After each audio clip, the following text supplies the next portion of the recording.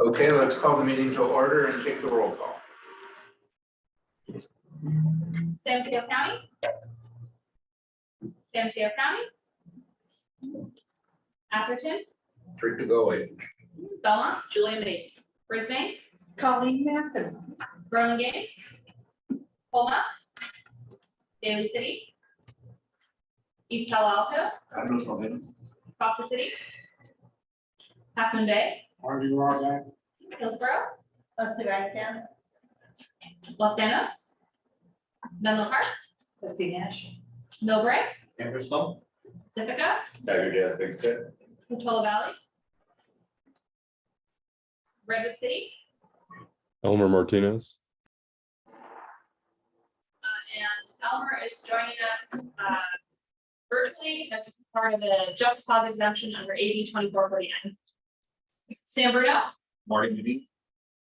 San Carlos, San Mateo, Here, Emirates Lee. Director Lee is joining us virtually under a Just Cause exemption under AB 2449. South San Francisco, what's that? General. And we have Okay, great. And is there any public comment? If anyone has public comment, step up. Yeah. Good evening, board of directors and PC staff. My name is David Morrow, I'm the business representative for IBW Local 617. I missed the last meeting due to my wife and I celebrating our 30th wedding anniversary out of the country. 8 weeks prior to leaving on our trip, my wife had a life-threatening medical emergency. She was rushed to the emergency room, spent 2 days in intensive care, and was diagnosed with a life-changing medical condition that will take continuous monitoring and treatment for the rest of her life. After the hospital stay, ER, and multiple doctor's visits and tests, our medical bills reached around about $80,000. My out-of-pocket cost was about $1,700. I've never been so grateful for my union membership and healthcare benefits, saving my family severe financial hardship. With that being said, most Americans are just one major medical event away from financial ruin, bankruptcy, possibly ending up in the streets, plus putting the medical cost burden on the public and the taxpayers.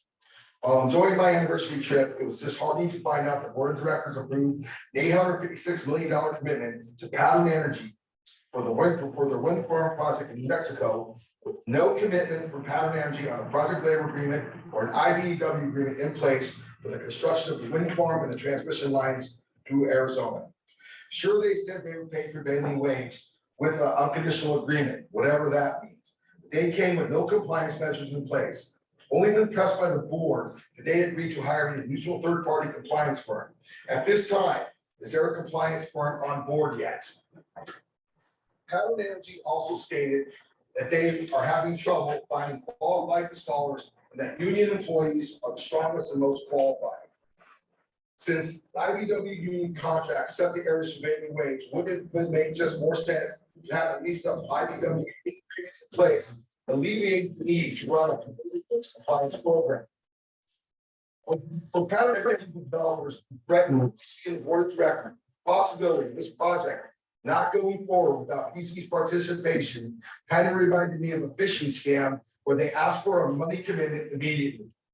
PC and the board of directors, after spending countless hours and energy developing the DEAI policy and workforce policies, this situation presented itself with a golden opportunity for Planet Clean Energy and the board of directors to walk the talk and use your leverage to have Pattern Energy commit to a labor agreement with the building trades or an IBEW agreement, or else look elsewhere for investors. At the very least, recommend to Pattern Energy go back to the drawing board, come back in a month or two with clarifications or a different proposal.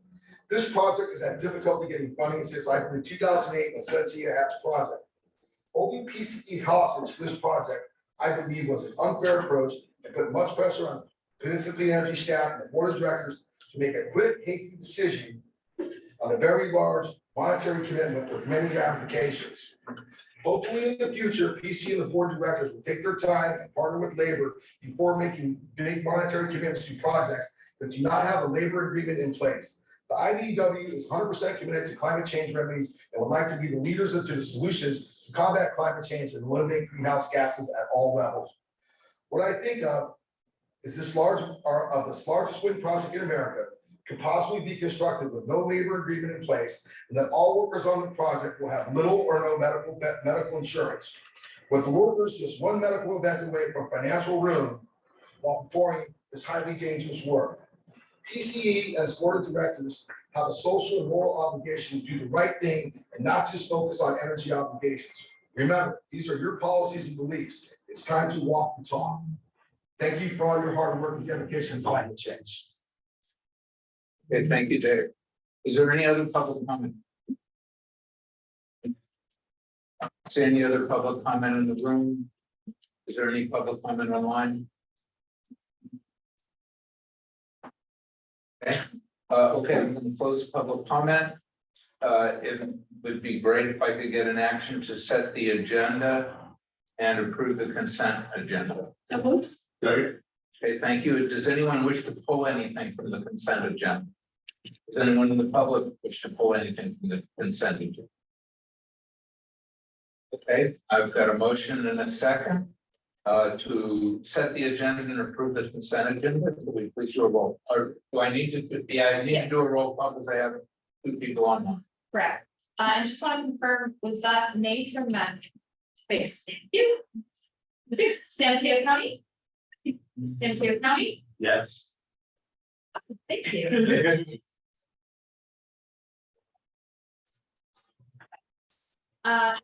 Yeah. Belmont? Yes. Brisbane? Yes. Burlingame? Colma? Daly City? East Palo Alto? Yes. Foster City? Half Moon Bay? Yes. Hillsborough? Yeah. Los Banos? Menlo Park? Yes. Millbrae? Yeah. Pacifica? Yes. Portola Valley? Redwood City? Yes. San Bruno? Yes. San Carlos? San Mateo? Yes. South San Francisco? Yeah. Woodside? Yes. Thank you. Motion passes. Great, thank you. So the next regular agenda item is the chair report. I really don't have anything to report other than to say that this is our first meeting with our second CEO. And this transition has been remarkably easy and good. We're off and running and I'm absolutely thrilled. That's all I have. Next item, agenda item is the CEO report. Yes, okay. Next slide, please, Nellie. Well, thank you, Rick. And I also just want to say, I've been in the job now for 27 days and 2 hours and 5 minutes. It has been terrific. I have to say thank you to Chair DeGolia, who has been very supportive. We've checked in every week. Unless I am unaware of something, I don't think that we've dropped any balls. Things have been going well. Our staff team remains great and supportive, and I want to just acknowledge them through this transition as well. So with that, I have a couple things to report on. Next slide, please, Nellie. I'm going to run you through a couple of things. Oh, is the slide working, or maybe it's Brianna? Yeah. Okay. I have notes here. So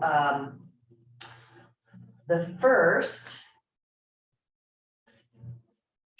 how's it going? Are we having a little bit of technical difficulty here? Yes. I think if it's okay with you guys, what's your pleasure? Should we wait or do you want us to Go for it. go ahead? Okay. Thankfully I have notes. So there's about 5 things I'm going to report on. The first of which is to let you know that this morning, myself and a couple of other PCE staff attended a Cal CCA study session focused on PG&E rate forecast update and a PCIA, which is the exit fee update. The top line news, I'm going to have Jeremy address this, but the top line news is that our long-term forecast that's in our 5-year projection remains on track with projections. It's not all a rosy picture, but the good news is that our information remains valid. So thank you, Brianna. With that, if you want to, a few other things. Brianna, one more. There you go. Thank you. Nope, back one. There you go. So, hello, members of the board. I've been attending the last several meetings electronically. This was the first time in the room in a while, so I may not have met all of you before. I'm Jeremy Wayne, I'm Director of Regulatory Policy for the Peninsula Clean Energy here.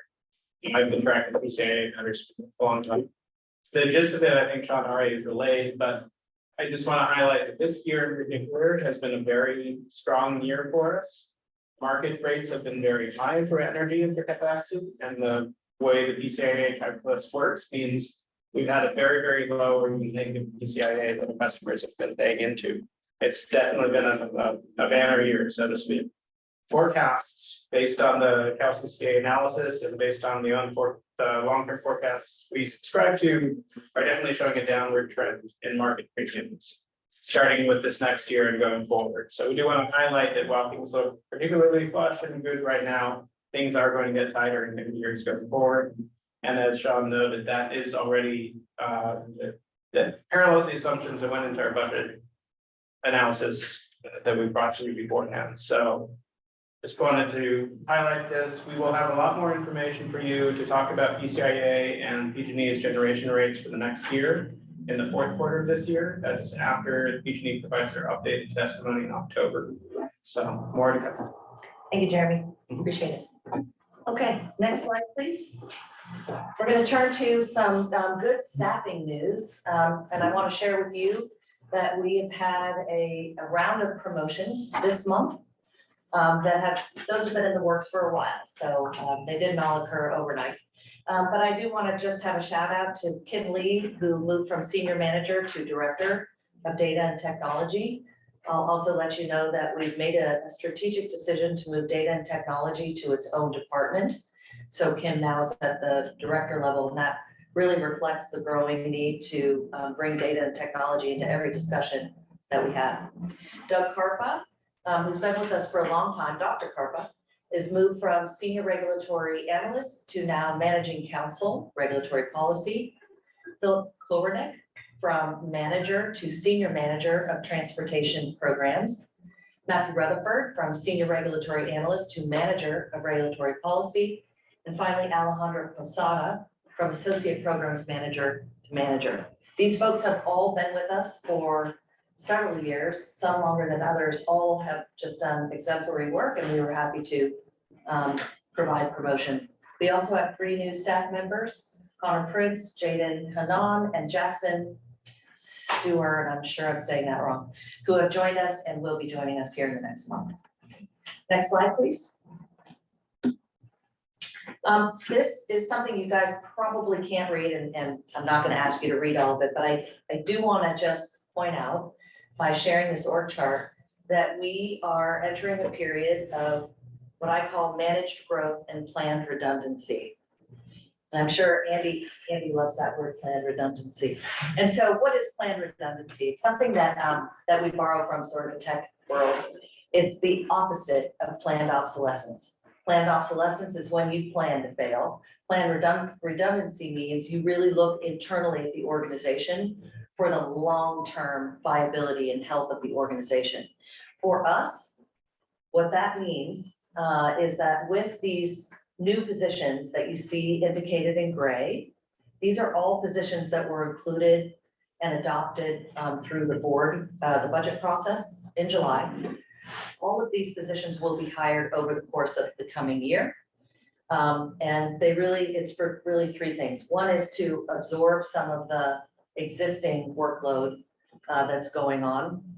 The other is to handle what we anticipate will be expanded workload, especially in the areas of power services, account services, and power procurement of regulatory affairs and energy programs.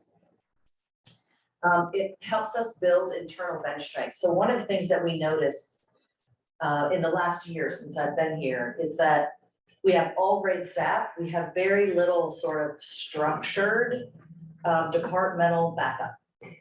And we didn't have enough sort of career path or known, very transparent career development path to move up into the organization.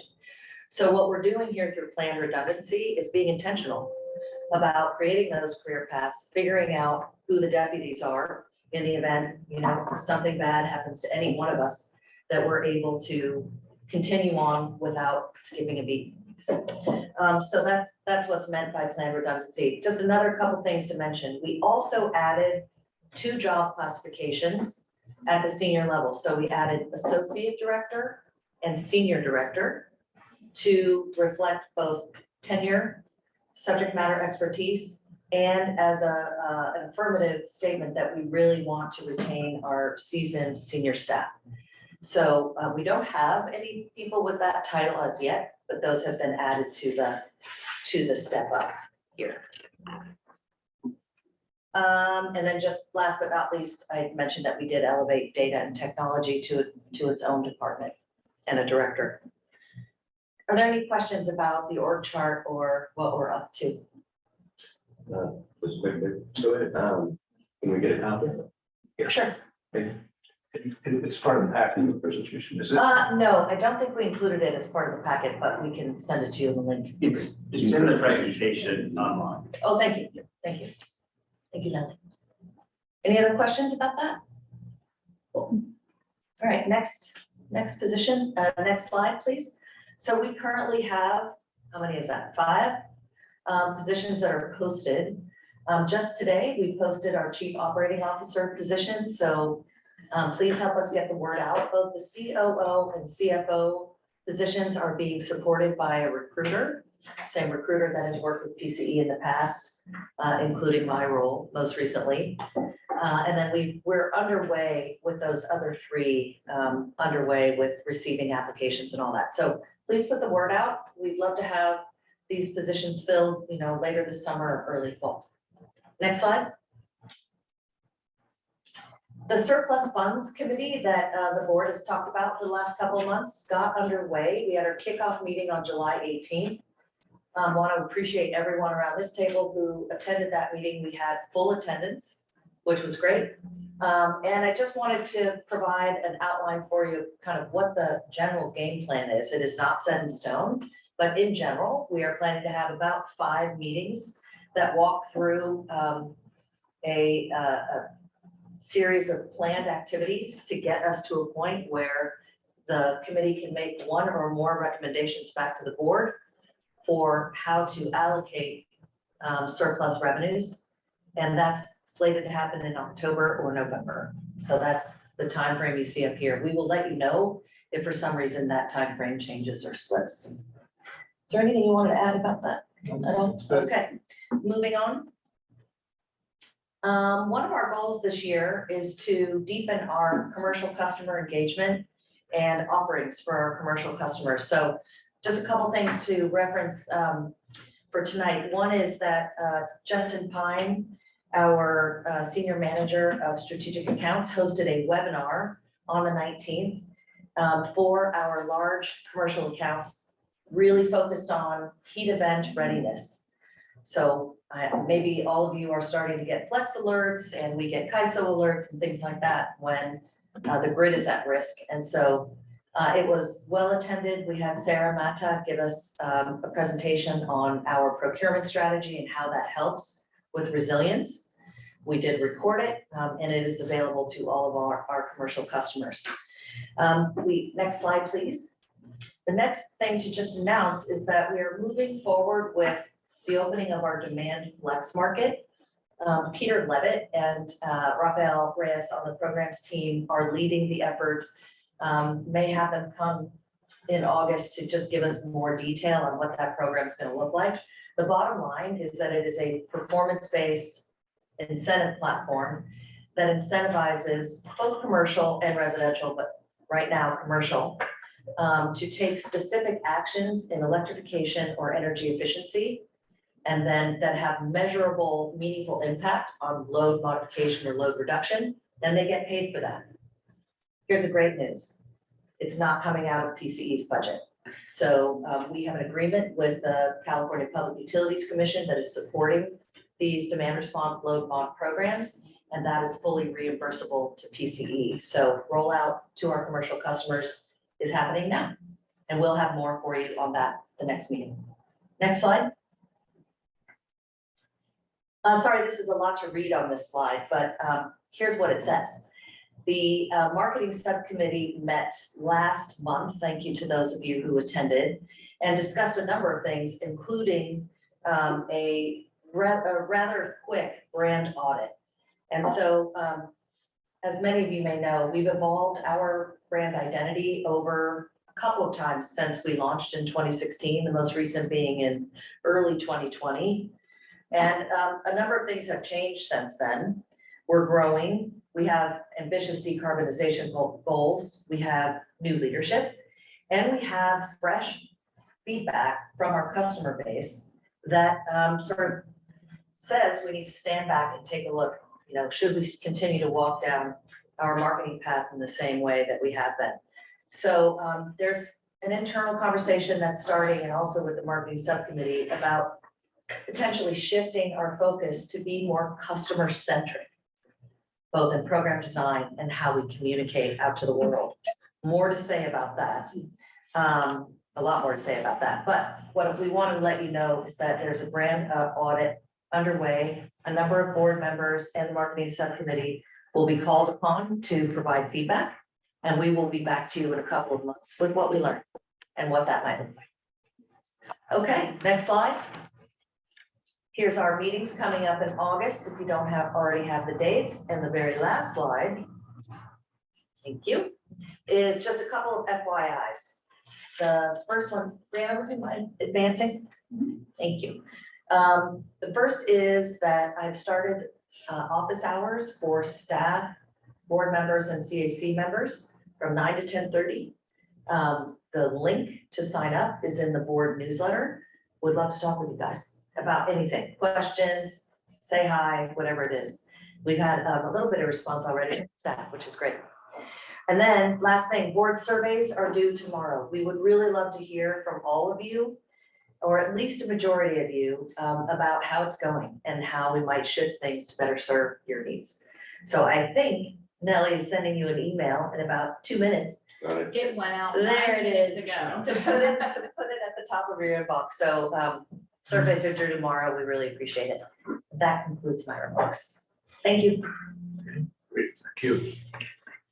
Next item on the agenda is the Citizens Advisory Committee report.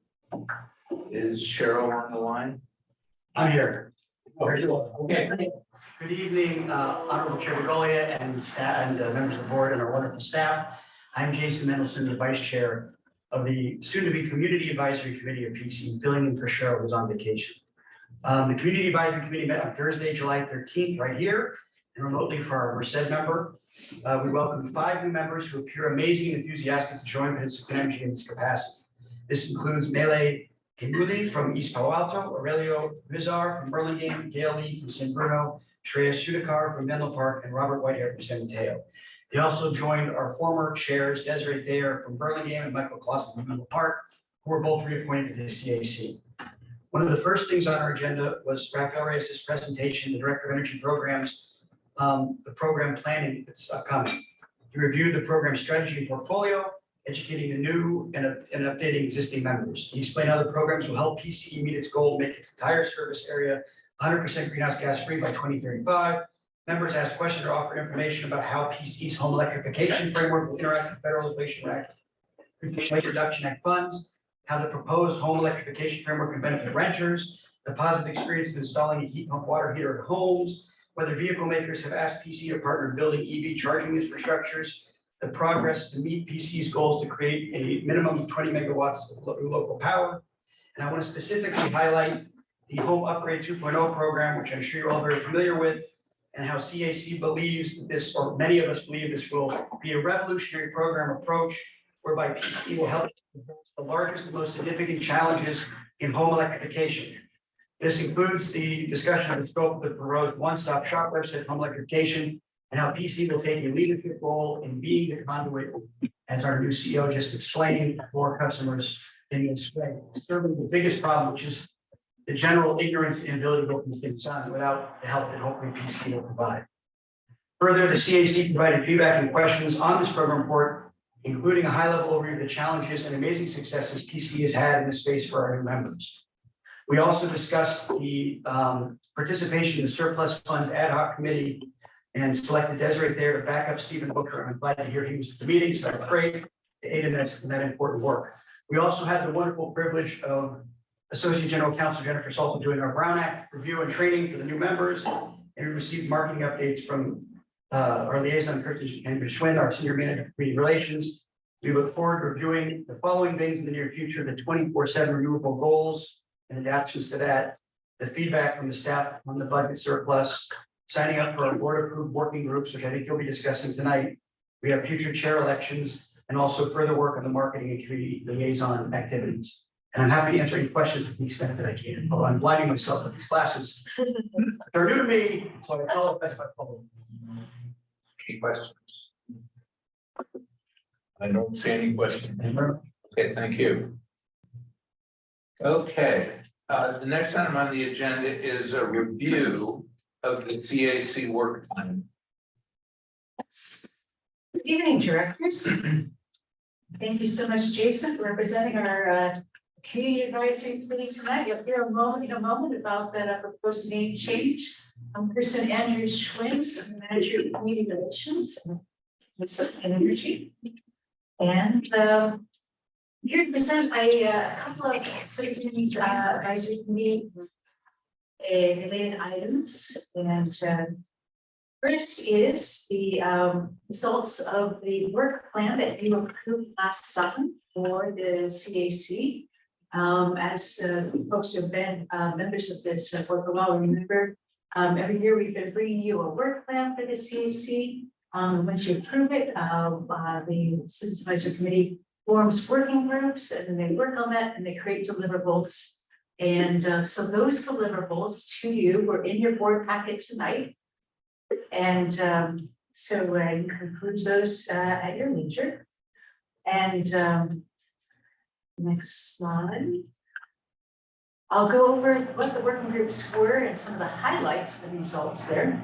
The Building Electrification Education Working Group informed community networks about REACH codes, very important, have accurate information in the community. The Home Upgrade Program Working Group gave feedback on early program implementation for our free home upgrades for income qualified residents and how to roll out that program in a successful way. The Demand Side Strategies for 24/7 grid decarbonization, that's a mouthful, you know what that means, working group, gave feedback on potential strategies for load shifting. The Education Initiatives Working Group and brainstormed ways to serve students in schools in Las Vegas, and expand some of our good schools and student support there. And the next slide, please. The final working group was a working group on the function of citizen advisory. So that working group reached out to some of our fellow CCAs that have similar community advisory committees to learn about best practices and to suggest some updates to our practices. We created two surveys, one for staff liaisons at advisory committees such as myself and other CCAs, and then another one for the committee members themselves. We had not great participation in surveys, but we did get a few back, and we saw some trends. There's a challenge among a citizen advisory committee groups in general, finding the best ways to engage volunteer talents. But there's a number of groups found good solutions in working groups with well-defined tasks to channel expertise. We've been doing that for a couple of years. It's been working well for us, and it seems to be working well for a couple of our peer CACs as well. Some other CCAs have had some tension between priorities of staff and CAC members. Others have found that community outreach is a really useful and important role, and have noted that a best practice is sending meeting materials out well ahead of the meeting. So we've been incorporating that as well. So some good lessons learned. And based on those lessons learned, we are recommending a couple of changes to the objectives for our CAC coming up. So that was a very useful working group. And overall, I think the findings were that our Citizens Advisory Committee is really doing quite well within the group of our peers. And I think that it's kudos to them getting great. And Jason, you were the head of that. Did you want to add anything about that work? No, I think that was great. I just commend you all to read the responses. We tried to put together things, but also look at what others are doing, see if there's best practices at our level, in addition to what you guys are doing, to help with the furthering of those activities. This is my informational report on last year's deliverables. Yeah, I have a couple questions, Colleen Mack from Brisbane. First of all, I really appreciate the reports. I appreciate all the work done. It was very impressive, really informative. And it just reminds us that it's an important role that you have and it shouldn't be overlooked. And I'm glad to see you have new ideas for how we may be operating in the future. But a couple things came to mind. The 24/7 decarbonization group, which I don't believe is going as a working group into the next year. Is that correct? There's a different variation on it. Okay, so one of the things that really kind of jumped out at me was it noted, it was the last sentence in the report, encouraging PCE to know opportunities to work with commercial customers. And one of the things I don't know if we've thought of is looking at how many of our commercial customers function in the nighttime hours, bakeries, distribution centers, shipping companies, UPS, Amazon, FedEx, and laundry facilities, and find ways to identify, reach out to them, how we can help them reduce their energy consumption. Maybe they need solar battery more than anyone else, because unless we address their usage, we're missing a big segment. So thank you to that working group. And also the survey, something just jumped out at me. I don't know what this term means. In that survey that was sent out, discussions on micro bonds. Can you tell me what that means? Anybody? I mean, I could take a guess, but I've not heard of that. Not heard of it. It's gonna say. Page 208, and it was a survey result from staff results, 5 members from Pioneer Community Energy. It said in the last on that page, discussions on micro bonds continue to resurface, and my internet search turned up micro bonds as hairstyle. I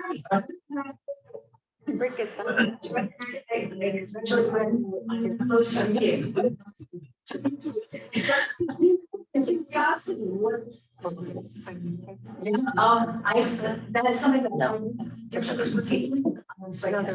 Okay. Thank you, Eddie. The CCA Finance Authority is doing bonds and Pioneer has participated in that. So it may relate to that. I know it's something that was presented at the conference in San Diego. And that we, PCE had a presentation from the CFO at MCT on it. He was one of the people that kind of organized the CCA Finance Authority. So it may relate to that, but. Otherwise known as prepaid PPAs. We talked about them. Okay. Finance. I've got a question.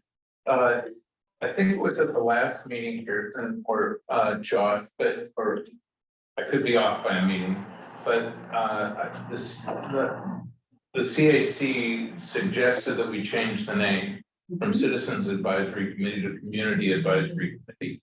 And I don't know if we put in place a process. Oh, Okay, oh, it says in second. There you go. Okay. okay, so let's move. Any other questions or comments? Okay, I don't see any, so let me just see if there's any public comment on item number 8. No? Oh, sorry, yeah, no, that's item number 7. Number 8 is the next item to deal with the approval of the 23-24 CAC work plan. Yes. Okay. Slide. Okay, good. This next item, we will be asking you to approve the CAC work plan for the coming year. Again, this involves a group of proposed working groups, and some updates to the objectives for the CAC based on feedback that we're working on the function of the CAC, and a proposal for a new committee name. Slide. All right, the CAC proposes changing its name from Citizens Advisory Committee to Community Advisory Committee. For some reason, you do not need to be a citizen to be on this committee. You do not care what your citizenship status is. We do not ask. We simply ask that you be a member of our community. So we thought that this was an update that reflected that and was frankly more accurate. So that would be one of three actions that would be, we have three proposals that we're wrapping into one. The next proposal, next slide, is the proposal to update the CAC objectives or roles and responsibilities. It's not a substantial update. Most of these points are the same as they always been. We did suggest a change to the first one to be more specific. Now reads advise on substantial public-facing program initiatives before they are presented to the board for approval as practical given staff and CAC capacity. This is something that we often do as a matter of practice, but it is something that was important to make more visible as one of the objectives and goals of the CAC. To make sure that staff are keeping to that as well. Another small change, we in the next item about community outreach, it used to refer to ECO 100. We took that out since that's not a marketing committee anymore. It's more general about community outreach to the community. The legislative and regulatory point used to say advocate, but frankly, we have staff to do advocacy within the state legislature and the CPUC. So really advise is the better goal. So those are those updates to the role responsibilities. The next slide is the proposal for the next year's work plan. And again, the guiding principles behind the work plan are to help the staff and the board understand how to best use the CAC in a way that is useful, drives our strategic priorities, and takes best advantage of all great areas of expertise and enthusiasm that our volunteer CAC members bring. So next slide. This year we have 5 proposed working groups. The building electrification programs working group to provide impact and input on the next iteration of our building electrification programs and strategy. A electric vehicle managed charging program. We have big plans to scale up managed charging to all EV owners in San Mateo County and Los Gatos, and that's a big scaling. So we want input on how to do that. Next slide. Local solar plus storage programs to conduct some research on successful residential solar and storage virtual power plant programs around the United States. See what we can learn from our peers, gather some best practices, report back. Next slide. Education initiatives continue to provide input on initiatives to expand clean energy curriculum and decarbonization projects in schools, especially in the city of Los Gatos.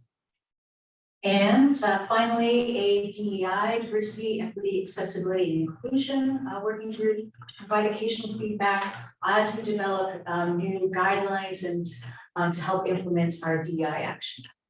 And CAC has been instrumental in that effort from the beginning, and glad to keep them involved and continue to use their input to influence. And I believe that is our last slide. So, okay, go back. So you have before you an action item to approve those 3 proposals. Okay. Let's just walk through them one at a time. Can you go, so the first one is the name change, which is a proposed name change from Citizens Advisory Committee to Community Advisory Committee. Does anyone have any questions about that? Okay, let me see if there's any public comment on that issue. I don't see any public comment in the room or online. Yeah. Comment, not a question. Yeah, but, no, that's right. This is something that I think a lot of us are looking at changing that. Obviously, citizen never meant this US citizen, it meant the other definition of, being a good citizen type of thing, but I think this makes sense. It is has become a federal worded term, so. Okay. Other comments? Okay, I think we can vote on them all together, but in terms of discussion, I think it's efficient to go through them one at a time. Can you put up the slide before this one? The second item that we're addressing Updated scope. is the updated scope. Thank you. Oh. Okay, so the update to the general scope, role and responsibilities. Any questions about this change? Any public comment? Yeah. Yes, I just wanted to make sure that staff was okay with this, that they could handle the additional wording and this request, make sure that there's no, everybody's on the same page, that it's okay. We were consulted and worked with them. Fantastic, thank you. Can I ask a question? Yeah. So advise on high-level legislative and regulatory direction of the organization. Is there an example of what that might be, like what that might look like? Yeah, so for example, Martin Gate came to us at the beginning of the legislative session, and said, here's what the PC is thinking of doing this year. What are high level objectives? And have a discussion on that. Have a discussion on that, and then they would take feedback from the committee. So if people have expertise in these areas, thinking this might be a better way to do it or that or whatever, then it would come back to us. I guess the other thing I might sort of expand that to be is it's not just advise on high level legislation and regulatory direction of the organization, but it's advise and advocate.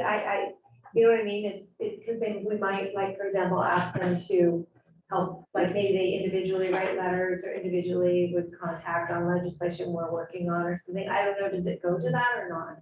That's what the language used to be. You don't think that's where it goes? Promote. Promote, yeah, or. I just don't, I just want to make sure I understand exactly what the committee wants to do and that we have a clear understanding of what they want to do and what they're. Yeah, I think it's more of a looking at the staff versus the committee. Okay. That when representing clean energy in these kind of sensitive conversations, it's our preference the staff represent the organization. But for example, if we were going to testify on a piece of legislation and say, for example, none of us can make it up, but the chair of the CAC could, that would be something we could ask them to do. Okay, It doesn't have to. That's what we're talking about. It's like, Well, that fits into item 2 very Yeah. well. engage in the outreach in the community, yeah, And advocate. yeah. Oh, I see. Oh, and advocate, yes, we should, yeah, okay, so those tie sort of into each other. Okay, I think that makes sense. Great. Any other questions?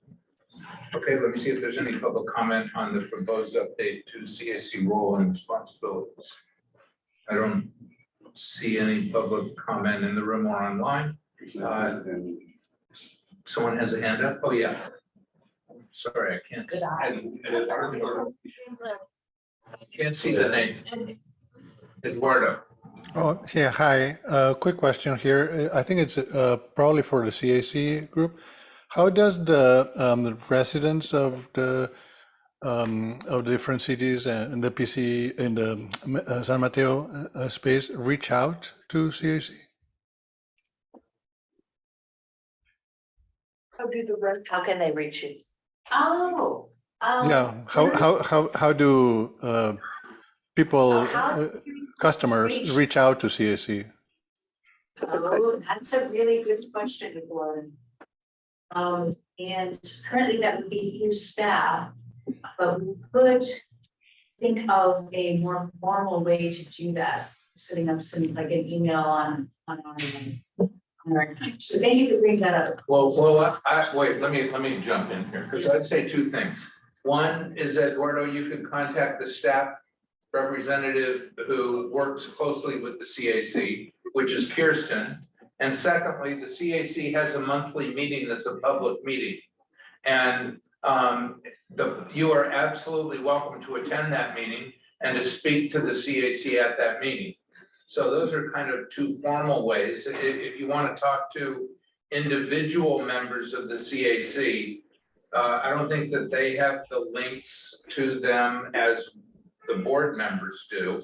But if you were to contact Kirsten, she could put you in touch with individual members. Yeah, so as you point out, the CAC members do not have a contact point.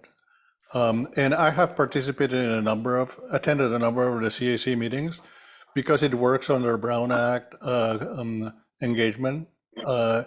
The ability to engage into a back and forth conversation is somewhat complicated. Limited. Right. So it is hard to just have a conversation saying, oh, have you thought about this? Because that back and forth is not something that's easy to do within the Brown Act formal mechanism. It's just some feedback. But if you contact Kirsten, then based on your particular focus, she can put you in touch with the right person where you can have a back and forth. We want to encourage that back and forth. That's very valuable to us. And thank you, Eduardo, for your regular attendance at the CAC meetings.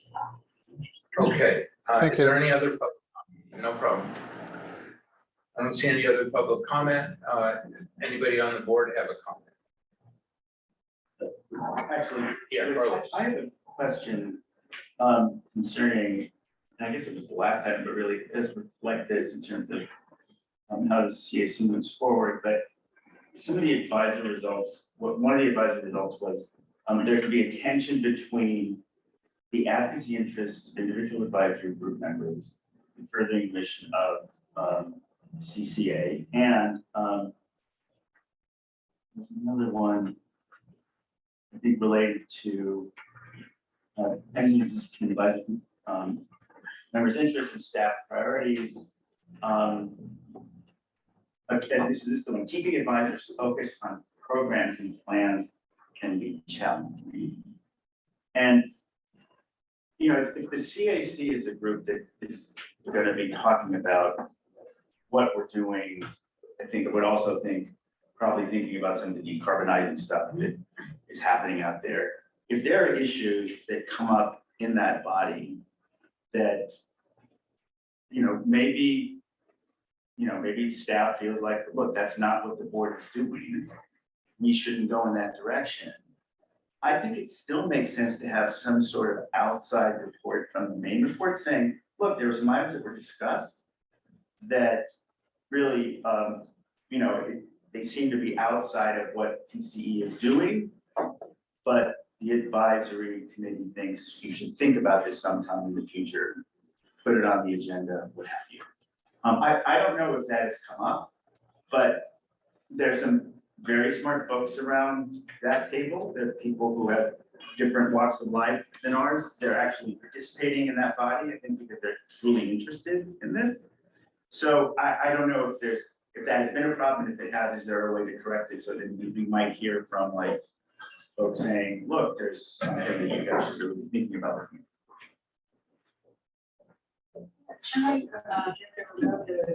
That takes the form of us taking good notes and then my reaching out internally within the staff to my colleagues and saying, hey, Rafael or hey, Jeremy, this issue came up from the CAC, and making sure that our staff are aware of the feedback so that they can take that into account in their work and help shape the work.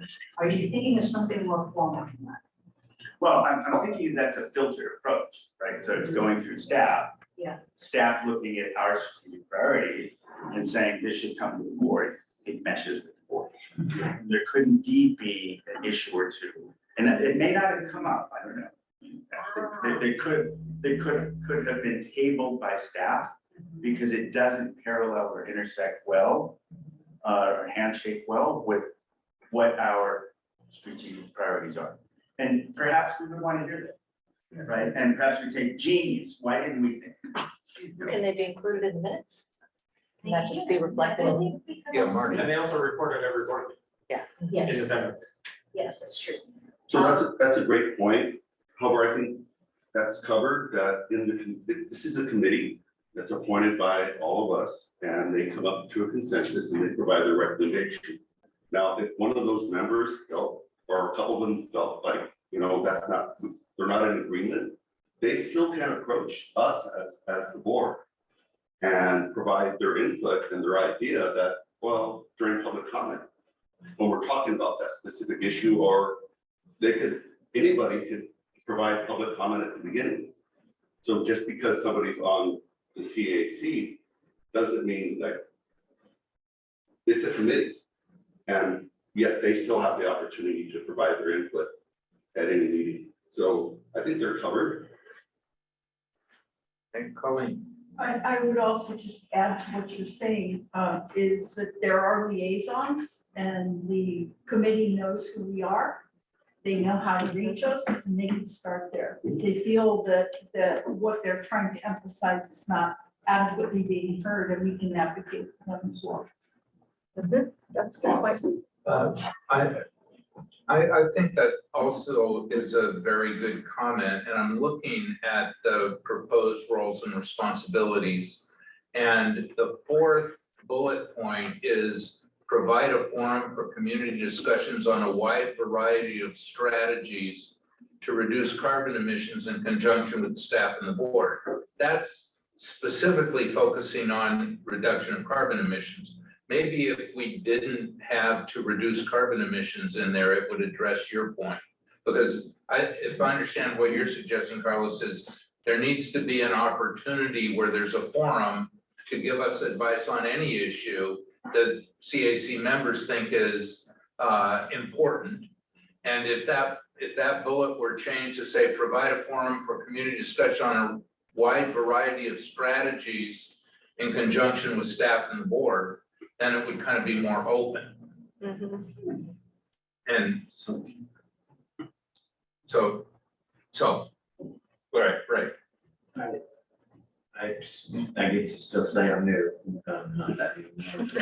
When the report out comes, are there votes taken at CAC? Yes. And that vote is listed In the minutes. Good, so. We get, so what Kirsten said in terms of there's some different relationship amongst different CCAs with their CACs is absolutely true. We've taken the CAC very seriously from the beginning. It really with the partners in the CAC were important stakeholders as we reached out to create PCE in the very beginning. And the CAC has been an integral part of this organization all the way. And I think this discussion reflects that. I mean, we're taking these issues that are proposed very seriously. So and every month we get a report back from the CAC at the same level as we get a report from the board chair and the CEO. And that gives them a real forum, which is important. I have one other comment, which is on the first bullet point, that when I first read this bullet point, I got kind of nervous because, and the nervousness is advise on substantial public facing program initiatives before they're presented to the board. And my concern there is, I mean, in general, I think it's a good policy and I totally support it, but my concern is that something could come up that has real urgency that we have to deal with before the CAC is going to meet. And I don't want to be policy locked in to not being able to deal with that. And frankly, I feel the same way about the executive committee. We generally bring anything that's gonna come to the board to the executive committee, but if there's an urgent item, like when, Silicon Valley Bank blew up, we had an issue we needed to deal with right away. Well, it just turned out we had an executive committee meeting the next day, so we were able to deal with it. But if that executive committee hadn't been the next day, we would have dealt with it at the board meeting. So I would suggest in the first one to add, advise on substantial public facing initiatives before they're presented to the board for approval as practical, given, I'd say, urgency, staff and CAC capacity. Because I can see there would be some time. We brought that up too. Could you say urgency seems, I don't know, what do I say, maybe like as practical given timeliness or something like that? That's fine. Because That's some the of same it could concept. be not urgent, but timely issues, they're the same. Yeah, okay. It just that's seems better. to me like if it's really urgent, we're like, it doesn't, I don't wanna make it sound like we're sort of skipping around them under. No, urgent I'm, issues. it's a timeliness. That's We're good. given That's time, that's good. Well, I'll make a motion to approve. Public comment? Oh, sorry, yes, public comment. Sorry, Jason, just speaking for myself, not for the committee. The reason we put these together was these were, the changes we made were the ones we felt that we had been not utilized as well as we could be. And so by adding the language to the first one and making it top of mind for staff to have us advise, right, we don't consent, but to say, yeah, that's great, what you guys did after you've done it isn't really valuable to you. So that was the reason for these changes, and it made us feel more, not necessarily empowered, but more useful to you and to the organization. And to that end, I want to speak specifically to your concerns, I appreciate them. We've always felt encouraged to go directly to the board if there was something we felt we were maybe not getting through in the middle phase. And specifically, hearing what you all said, I will report back that we've been encouraged even further to do so here. And we have acted, except for one time in the entire history of this, with unanimity. We've had unanimous votes except for only one topic, which you guys also shared a complete split on when that topic came up. So I think we've been pretty lined up in that respect, and specifically your concern about the surveys, those comments were from other CACs where the advocates felt we're not getting what we want to ban all cars or whatever it is, and other places. So those specific comments were not from this group specifically. We anonymized the surveys, but just so you feel comfortable about that. That's specific to the comments you raised in the surveys were not from PCE, CAC, I believe. Does that sound right? Yeah. Okay, so that was it. I'm happy to answer your questions. We really appreciate it. Thank you. Great. Is there any other public comment? I don't see any public comment in the room or online. So I'll close public comment. I was about to make a motion, but if somebody has, and if anybody else on the board has a comment, that's appropriate. Okay, so I'll make a motion that we approve this with two changes, that we add the word timeliness in the first one as practical, given timeliness, staff and CAC capacities, I think is what that refers to. And then to change the fourth bullet to take out to reduce carbon emissions. So it's broader than just carbon emissions. That's a motion. Second. Okay, and that's to approve this as well as, let's see, we haven't done the third, so I'm a little premature. Sorry. Okay, we'll hold that change in abeyance on this item, and we'll go to the third item. Okay, next slide, John.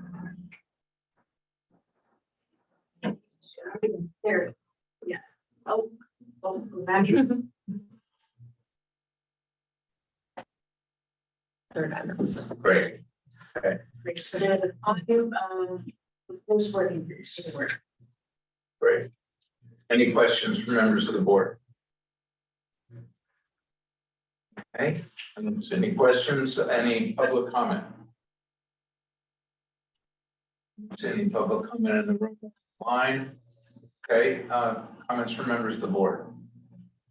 On any of the 5 working groups? Yes. I Wes? guess to go back to questions, just with regard to education initiatives, especially in the city of Los Banos, is that because they've already been done in the other areas? Are you in contact with the schools? Exactly. We've had a number of years that we've been building relationships with the San Diego County Office of Education. In fact, that's our next agenda item. So we've been funding some initiatives to send we've got some good momentum going.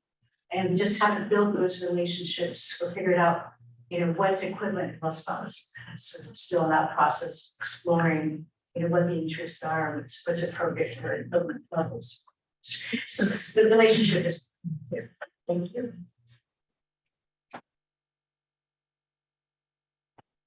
Questions? Okay, I don't see any other questions, so I guess now my motion is appropriate. I'll approve, we approve all 3 of them with the changes as recommended, item number 2. You have a second on that. Yes. Our guess is second. Got that now? Yeah, all right. Awesome. Ready for roll call? Yeah, ready for roll All call. right. San Mateo County? San Mateo County?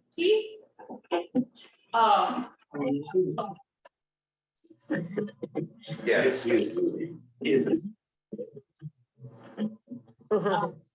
Yeah. Belmont? Yes. Brisbane? Yes. Burlingame? Yes. Colma? David City? East Palo Alto? Yes. Foster City? Half Moon Bay? Yes. Hillsborough? Yeah. Los Banos? Menlo Park? Yes. Millbrae? Yes. Pacifica? Yeah. Portland Valley? Hello. Sent you a note. I run a little bit. Thank you. Rick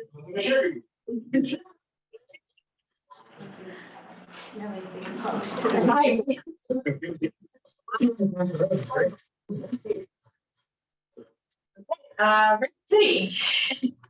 Yes. San Bruno? Yeah. San Mateo? Yes. South San Francisco? Yes. Woodside? Yes. Still no San Mateo County. The motion is Okay, we're moving on then to item number 9, which is to look at our the proposed contract with San Mateo County Office of Education to support schools, which is thoroughly described in the packet, and to approve a resolution to delegate authority to the CEO to finalize and execute that contract. Well, good evening, board of directors. My name is Vanessa Schick, and I'm the community outreach specialist. I'm so grateful to have the opportunity to present our proposed partnership with the San Mateo County and energy literacy and school decarbonization in San Mateo County. So, thank you. So in Peninsula Clean Energy Strategic Plan, we have a goal to support school-based literacy programs focused on energy.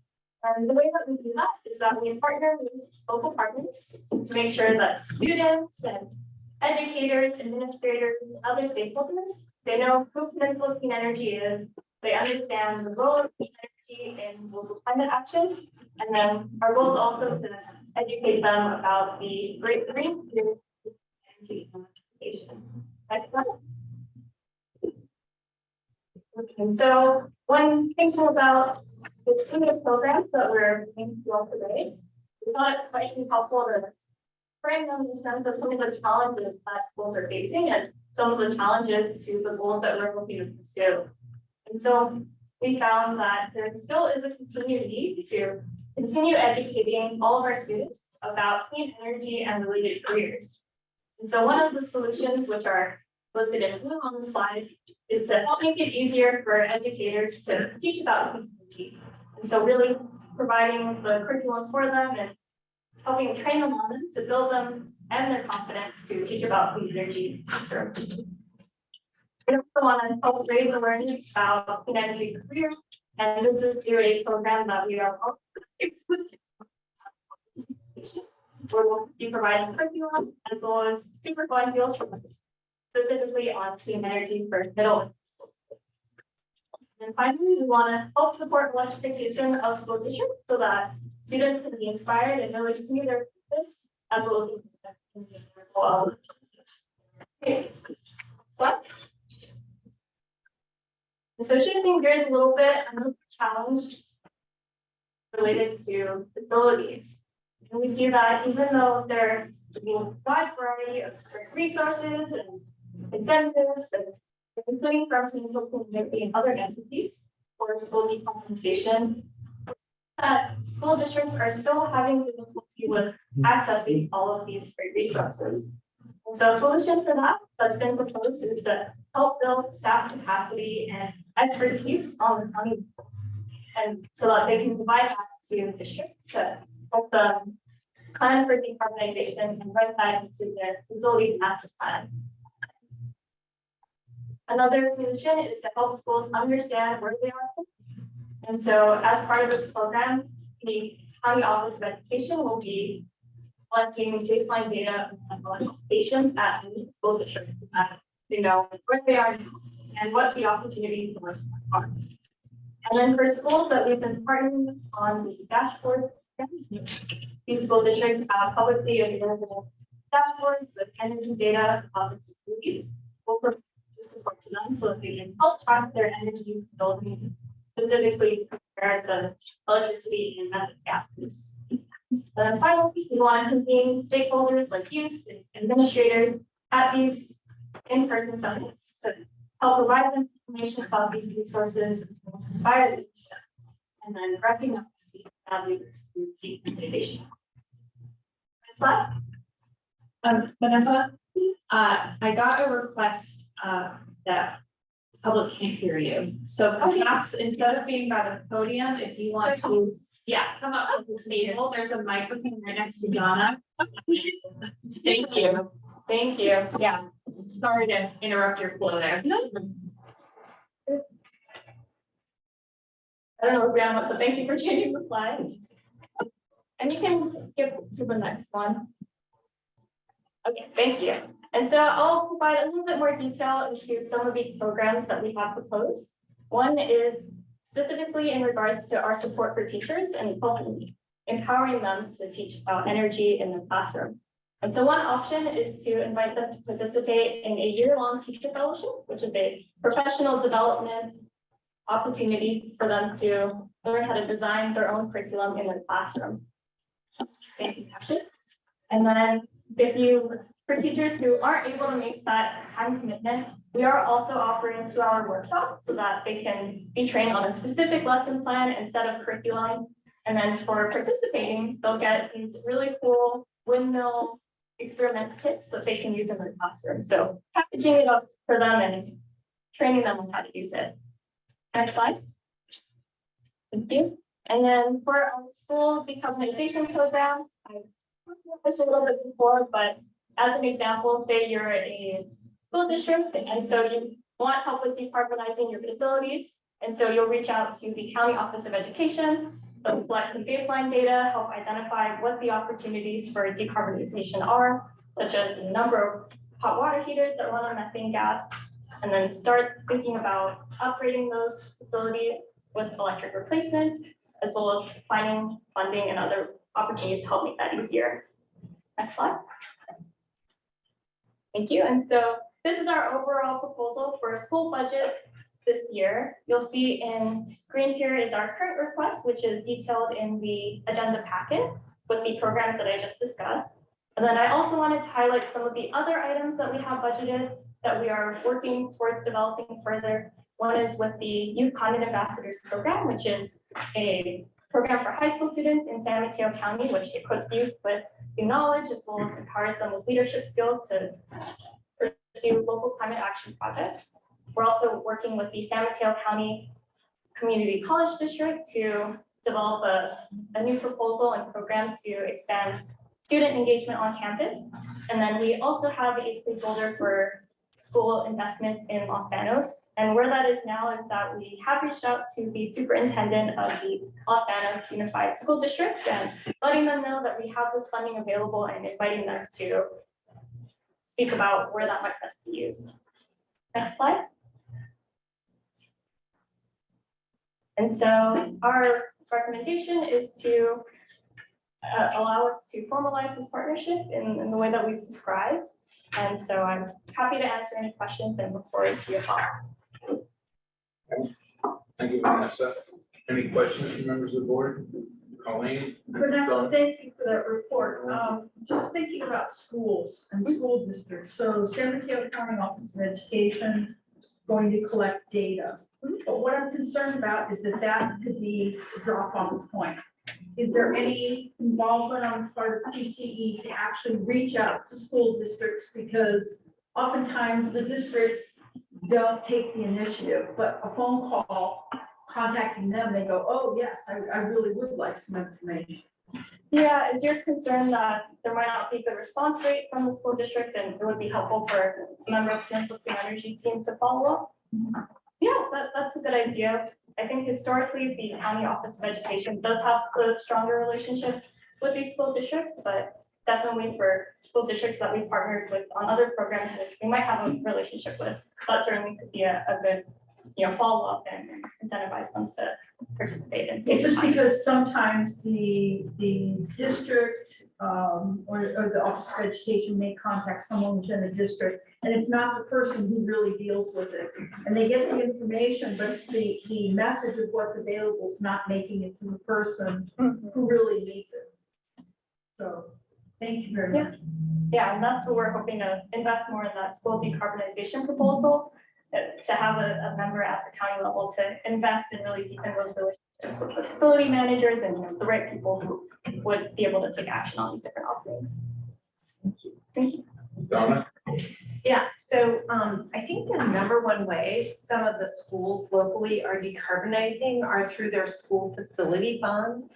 So if you put a school facility bond on the ballot, you have to be very specific about what it is allowed to pay for.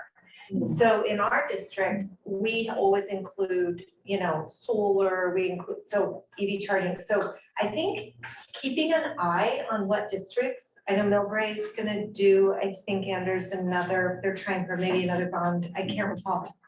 I don't think it's a parcel check, I think it's bond, but again, our city, I always make sure when they're getting ready to talk about a bond, and they come to us for endorsement, I always make sure that climate readiness is a part of the language that is allowed.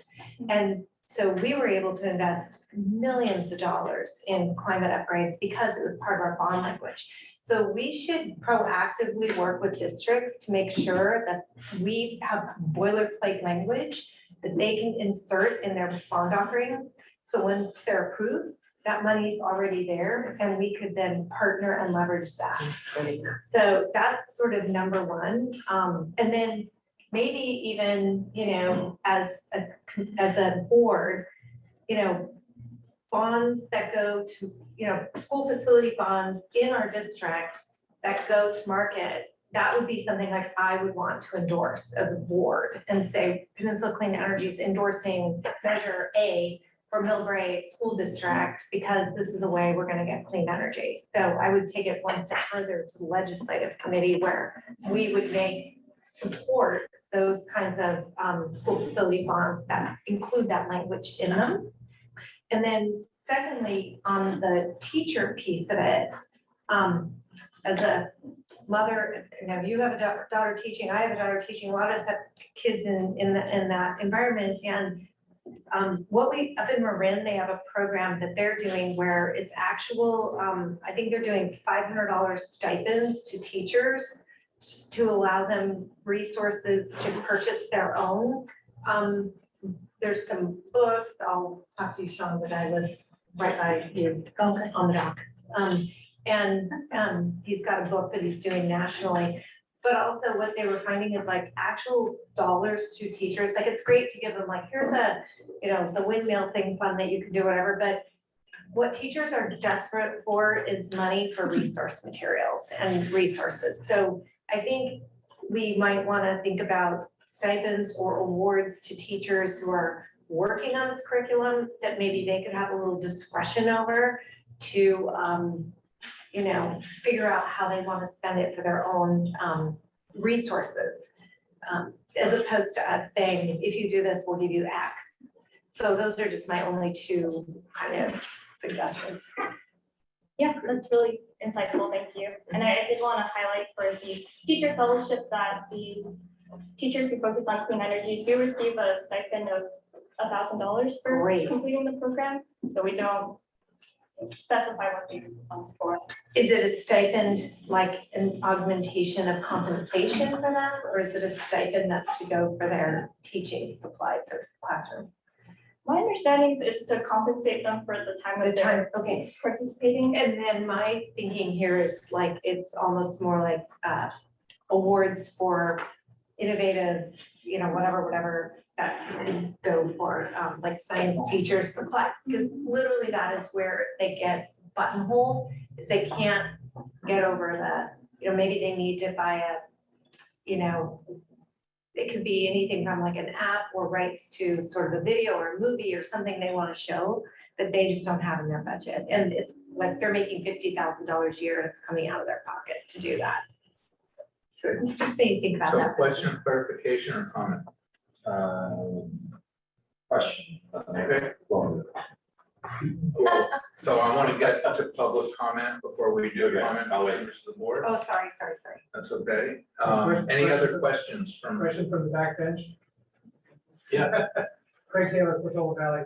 Do you have any metrics defined to measure success? Yeah, so in the some of the ways that we have measured success is the number of students that are participating in these programs. For the teacher fellowship, we ask them to provide us with the number of students that are in their class. And so we total that up and we track that by school district and jurisdiction. So a lot of it is, just the number of participants. We also do have specific deliverables about, these are the concepts that we want you to teach. We want you to invite us to present directly to teachers or students. And so those are some other ways that we make sure our partnership is successful. So I'm curious if you have other ideas for metrics or. Well, I was just curious if, metrics that, basically measure some kind of impact. I was worried just about, numbers. It starts one, clearly the more people you talk to, but I think if we could try to think about some different ways of measuring the actual impact, what kind of difference did, spending in this area make, that would be great. I guess I should add that was referring to the literacy programs, but for the school decarbonization facility efforts, we are asking the county to report on specific metrics like number of school districts engaged and number of appliances that were identified and replaced over time. So it's something that they'll be able to report to the legislation. And do you have goals associated with those metrics? Yeah. So if you're trying to achieve a certain number. Okay, let me see if there's any public comment. Yes. Dave Morrow, IBW 617. Let's face it, public schools, teachers in general are probably the most underpaid, underappreciated members of society. And anything you can do to help the public schools, the teachers, be able to teach what our goals are here is money well spent. 205,000. This it's not a lot, but it's something. It's something. And I think if more organizations would help out these public schools. I mean, these poor schools are out there fundraising, cake sales, bake sales, whatever they got going on, and they're constantly looking for more. And they pass the bond. A lot of people don't want to pay property taxes because their children are already gone from public school. They're gone. They don't want to have nothing to do with that. What I think is a travesty. It served my children well. So I'm all in favor of helping public schools at any cost. If there's money well spent. Okay, thanks, Dave. Any other public comment? Online, Kathleen? Hi, thank you. It was just recently brought to my attention that the San Carlos School District is in the process of preparing its facilities master plan, which seems like a great opportunity to reach out to them. One of the things that they're talking about doing in that plan is adding air conditioning to schools. And this would be, seems like the perfect time to be reaching out to them and talking about, switching away from gas heating systems and doing, heat pumps, HVAC type systems. So I'm wondering if that is something that PC has considered. And also, if San Carlos School District is doing this, there may very well be other school districts doing this. And, this plan is going to be determining what infrastructure the schools have for the next decades. So, now's the time to get them to make the switch. Another thing is that there is, I believe, substantial funding available through the Inflation Reduction Act, but I don't know if the schools really know how to obtain those funds. And so there might also be an opportunity there to provide some advice and assistance on how to access those funds to achieve some of the changes that we'd like to see in the schools. That's it. Thank you. Okay, thank you. Any other public comment? Okay, I don't see any more public comment. I'll close that. So I've got Ray, Marty, and Colleen, unless you're responding to that directly. Okay. So my questions are actually around metrics too. The one thing I think it's great, but the overall budget is expanding. And so with that comes the question of impact. So with the student instruction, I do think would be good as an addition to the number of students is to survey what their knowledge was before and after. Because we have a lot of students, but it turns out they already had a pretty good baseline knowledge. It may not be the best investment. And the thing that I look at, especially in the background of that, is that at $500,000 right now, I saw two case studies this week that was 50 to 20 grand for the home conversion. And so I'm thinking, yeah, it's 25 months basically. So that's the number that, and so I really want to make sure that we use those dollars most impactfully. And the same is true with respect to the school districts. And the last, I actually did have a question too, with respect to how do you decide which schools? Because then you get to the flip side of it, where it's $500,000, well, it doesn't go that far with the number of schools we have. So. Yeah, I can. Yeah, so these programs are available to all school districts. I think for the facilities related ones, the approach has been in the past for the County Office of Education to do outreach to individual districts, and usually the ones that are able to act or most ready to act will take us up on that offer. But we have asked them, and they do have an equity index that we'll be using to make sure that they're prioritizing and investing equitably in school districts. So that's two of the ways, but I think we find that a lot of times it's districts being ready to act, and that's how we engage them. Yeah. Okay. Marty? First, thank you for the presentation. I really appreciate all the work that this takes. Education is something that we already heard here. I think we'll agree that we need to find ways to assist when we can with the school supplies. I know I have a niece who's a teacher, and she puts together, her friends put together a GoFundMe page so that they can buy materials for her school. So I know that we're going to be talking about in the ad hoc committee about additional surplus, and one of the things I would like to see is that we find ways to fill in bigger gaps for teaching materials.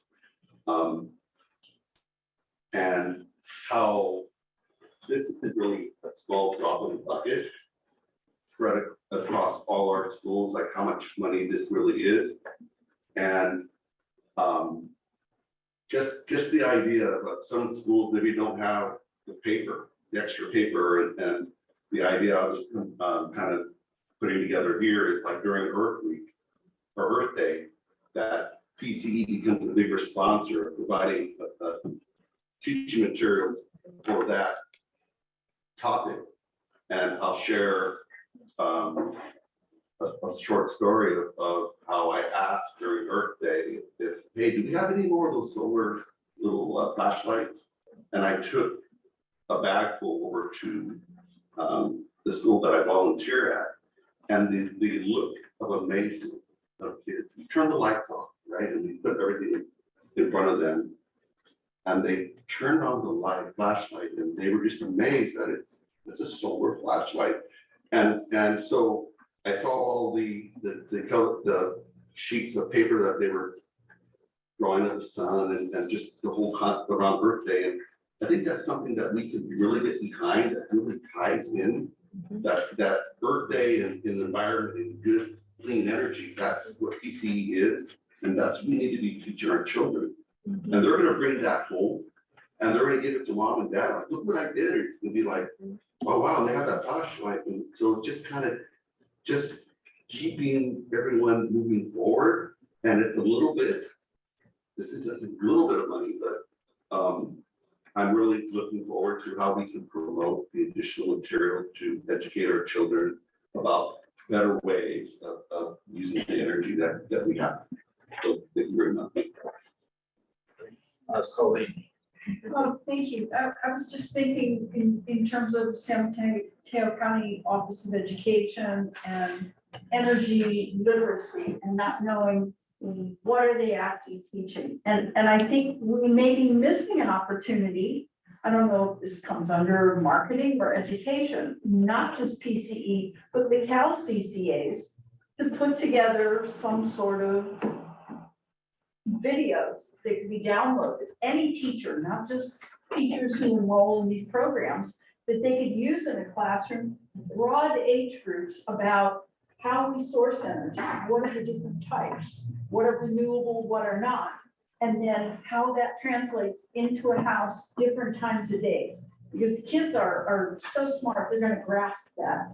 And getting that information out as easy as a download makes it accessible to everybody. So that might be something to see if all the CCAs, so it doesn't look like a promotional piece just for Peninsula Clean Energy. Thank you. Thanks. I hadn't thought about that with the CCAs, but just to tack on to what you were saying is I was thinking that too, that I think maybe we should do two things. First is get a baseline, maybe figure out what the educator's baseline knowledge is in general. Because when we're talking about this subject matter, it could be that there's a gamut of literacy. And so we're helping them teach it, but they may have to learn it too. And I don't know where they're starting point from. It may be different for everyone. So that would be interesting. I do think that it is true when we introduce new curriculum, for people who are not in this program, we wouldn't want educators necessarily grabbing things off of the internet. Not everything, I don't know where they'll get that information. So I think having a place for people to go who aren't enrolled is a great idea too. And then follow up something that Donna said, in 2024 is coming pretty soon, and I know we're going to have measures and bonds and process taxes and things. So maybe we could put on our action item list that to go out to the districts and the foundations, how districts can't really go out for those, and give them that language or tell them that we have these resources for them and do that proactively, knowing that they're going to be gearing up for it really in just the next few months. Other comments? Yeah, that's it. As has been stated, this is a really good opportunity to also have the kids bring information about energy literacy to the adults that they interact with in their homes, daycare, all of that, because it's possibly a population that we're unable to get to otherwise, and they'll be engaged, especially if the kids are excited, and maybe if we can, there can be something that they can hand out and bring home that again doesn't look too promotional, but actually is more just educational, where the kids can really get involved and help educate the adults and really promote. Any other comments? Carlos? Yeah, and I don't know how this fits into school facility decarbonization, but there's a tremendous amount of fossil fuel that gets spent on a daily basis with either buses driving kids to school or parents driving to school. The County Office of Education has a Safe Routes to School program, which is unfortunately woefully underfunded, right? And the work that they do is they basically try to promote active transportation among kids. Most of us walk and bike to school. It's a cultural issue, but it's also a lane geometry issue. It's also the schools start in time for these things to happen. And to the extent, not today, so that we could think about how we could support an existing program that in and of itself, right, indirectly, but in significant ways, decarbonize, I think would be really important, right? I'm not suggesting we put that in here, it's part of the county's Office of Education. But again, I think having them, allowing them, and the woman who runs that program is a godsend. She, on a shoestring budget, she does a hell of a lot, right? And I know the TA, funds some of their work, but so anyway, I just hope that we could figure out a way that perhaps we could collaborate with them, have some of our funding to, and on something like that, actually, we could really get metrics, right? We could see, okay, how many cars are driving in here, right? And at the end of the year, we reduce that. So anyway, we'll stop. Thank you. So just one comment from me, and kind of leveraging off the question that Craig had. I always believe that in every program, we need to measure the success and the challenge and where we've succeeded and where we haven't. And I think it was the first report you gave, Vanessa, when you first reported on the initial program we had with the County of Education. Was it, this was like a year, 2 years ago, maybe, or a year and a half ago? Maybe it was 2 years ago, I'm not sure, but it was early on. And it was a remarkable presentation because it said exactly what we had done. And I think it would be helpful to this board at some point for you to come back and give the board a detailed update about exactly what the money that we've spent is doing. Like you mentioned it some in this, like you talk about the dashboards, but I think you should give a detailed report because there's some really good varied ideas here that could add to some of the focus and maybe create some new programs. But like the idea of doing a video that it isn't so much focused on PCE, I don't think that's important, but we've really provided energy guidance programming to these school districts, and we've had teachers, like a substantial number of teachers sign up in the programs where they got that data, and I think you should present that to this board so people can really see the specifics. And I also think that will generate some more specific ideas that you could take into your program development box. Okay, so, yes. I just had I guess it's a question, with the emphasis on going through the county office, is it okay to contact school districts? Like ones that are about to do a bond, or I know Hillsborough, we passed a bond and there is a bond committee working on how to spend those funds, and I know there are green thoughts in there. I mean, you guys can talk to them directly also, right? You don't have to go through the county. Yes, we can. And always appreciate the work of our board members in the community to facilitate those introductions. Yeah. So then I might do this now. Okay, so this is an action. This is an- So I need a motion to approve a resolution to delegate the authority to the CEO to finalize the next. Someone. Okay. Thank you. Ready? Roll call. San Mateo County? San Mateo County? Yes. Appleton? Yes. Belmont? Yes. Brisbane? Yes. Burlingame? Yes. Colma? Daly City? East Palo Alto? Yes. Spotswood City? Half Moon Bay? Yes. Hillsborough? Yes. Los Banos? Menlo Park? Yes. Millbrae? Yes. Pacifica? Yes. Portola Valley? Aye. Redwood City? Yes. San Bruno? Yeah. San Carlos? San Mateo, Yes. South San Francisco, Yeah, Woodside. Yes. Thank you, and the motion passes. okay, great. And item number 10 on the agenda is the regionalization study set.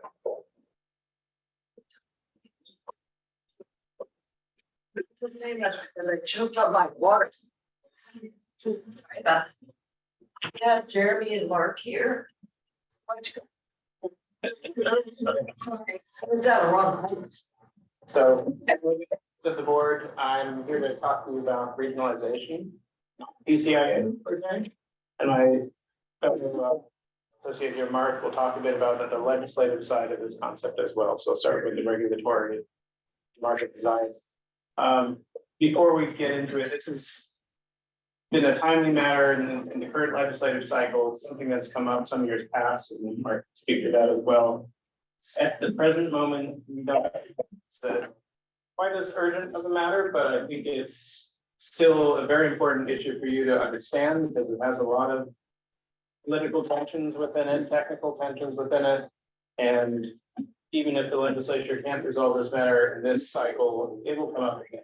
It's one of these green debates that keeps springing up in California politics. So with that, let's go into the slides. So the California legislature in this cycle, along with the encouragement of, so has been contemplating the pursuit of regionalizing the ISO. And I will get into some of the later slides a little more into what exactly that means. But it's, as I just said, it's a matter the state's grappled with previously, 6 years ago, as I recall. It did not proceed under the Brown administration, largely because labor was in opposition to the concept. It's been raised again this year, though it does not seem to be moving at this time, and there's certainly some political considerations that Mark can get into about where people are in their tenure within the legislature. The real aim of this conversation is educational, and it's a discussion. There may be a follow-on ask in terms of our general regulatory and legislative policy that you, the board, approved that enables us to engage in matters on an annual basis, where we may seek to add this as an item that we can explore. So on to the next slide. So just at a high level, there are a lot of words on a lot of these slides. I'm just going to kind of cut to the chase on each one. So looking at the country as a whole, there are really 3 separate transmission grids that are isolated from each other. We are part of the western of the WEC, so the Western Electric Coordinating Council. And if you go on to the next slide, within the WEC, there is a whole collection of different balancing authorities. So the California Independent System Operator is our balancing authority. They balance most of the supply and demand of electricity throughout California, though not all. There are certain areas that are served by municipal utilities and other entities. Go on to the next slide. And again, lots of words on the page here. The ISO is our balancing authority, as I said. They also are our regional transmission operator. They oversee the operations of the transmission and assist with the planning of where new transmission needs to be built throughout the state. And they answer directly to the federal government, to the Federal Energy Regulatory Commission, and the North American Electric Reliability Corporation.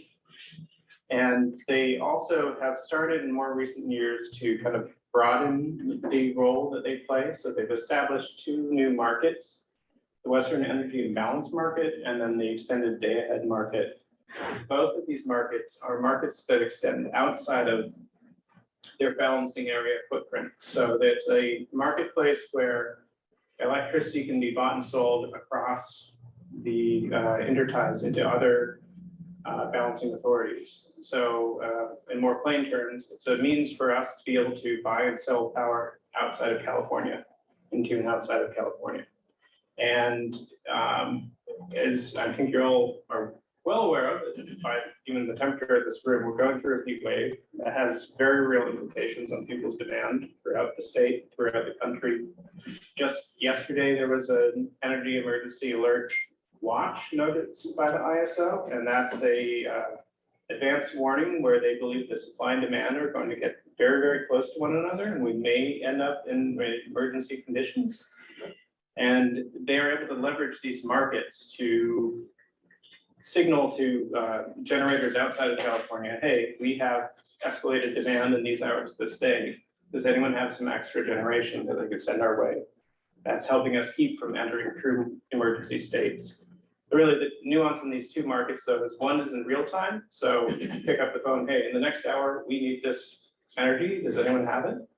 Versus the day ahead, which is where looking at the forecast, we know this heat wave is continuing. We had to call a emergency watch today, we expect one tomorrow. Does anyone have some additional power they can commit to our market in a day ahead manner? Those markets are purely energy transactions, not capacity transactions, but they do very much help with the reliability of the grid. Next slide. And so the concept of regionalization is further expanding the potential role of the ISO beyond just the focus on balancing authority of California and the transmission planning in California to encompass a larger geographic footprint. And this graphic on this page calls out an important detail, which is that California has some of the highest rates around in the country. And as such, we also have some of the most ambitious climate objectives. And to achieve our carbon reduction goals, we need to build a whole lot of new resources. And there's a very real live question about where those resources get built and at what costs. And the core concept of regionalization is, do we look without regionalization, we're really looking at within California. Can we find space for another 86 gigawatts of generation potential with all the accompanying transmission? Or should we be broadening our scope of consideration to the broader Western states? And see, anything else on this slide I'm going to call to attention. It also has the potential to help enhance reliability overall. We know that the resource adequacy market here in California is quite tight. I'm sure you've all heard that in prior board meetings, continues to be quite tight. The opportunity to build more resources across a broader footprint, multiple time zones even, has the potential to really enhance reliability. It can flow both ways. You know, our midday summer generation of solar is not so useful for us, but move a few time zones over where it's getting later in the day, and it might be of greater use to those states. So on to the next slide.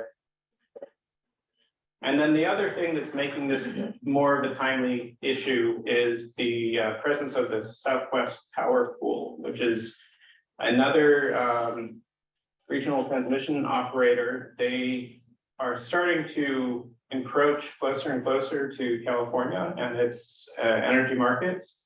And they are setting up a number of these interstate markets along the lines of the EDM and the Western Energy Imbalance Market, but they're focusing on energy transactions, capacity transactions. And so the long and the short of this is that there's a concern that a lot of these out-of-state resources that we keep relying on for imports to help maintain reliability are getting swept up in pledging to participate in this other market. And so the pool of what we can work with out of state is diminishing with time.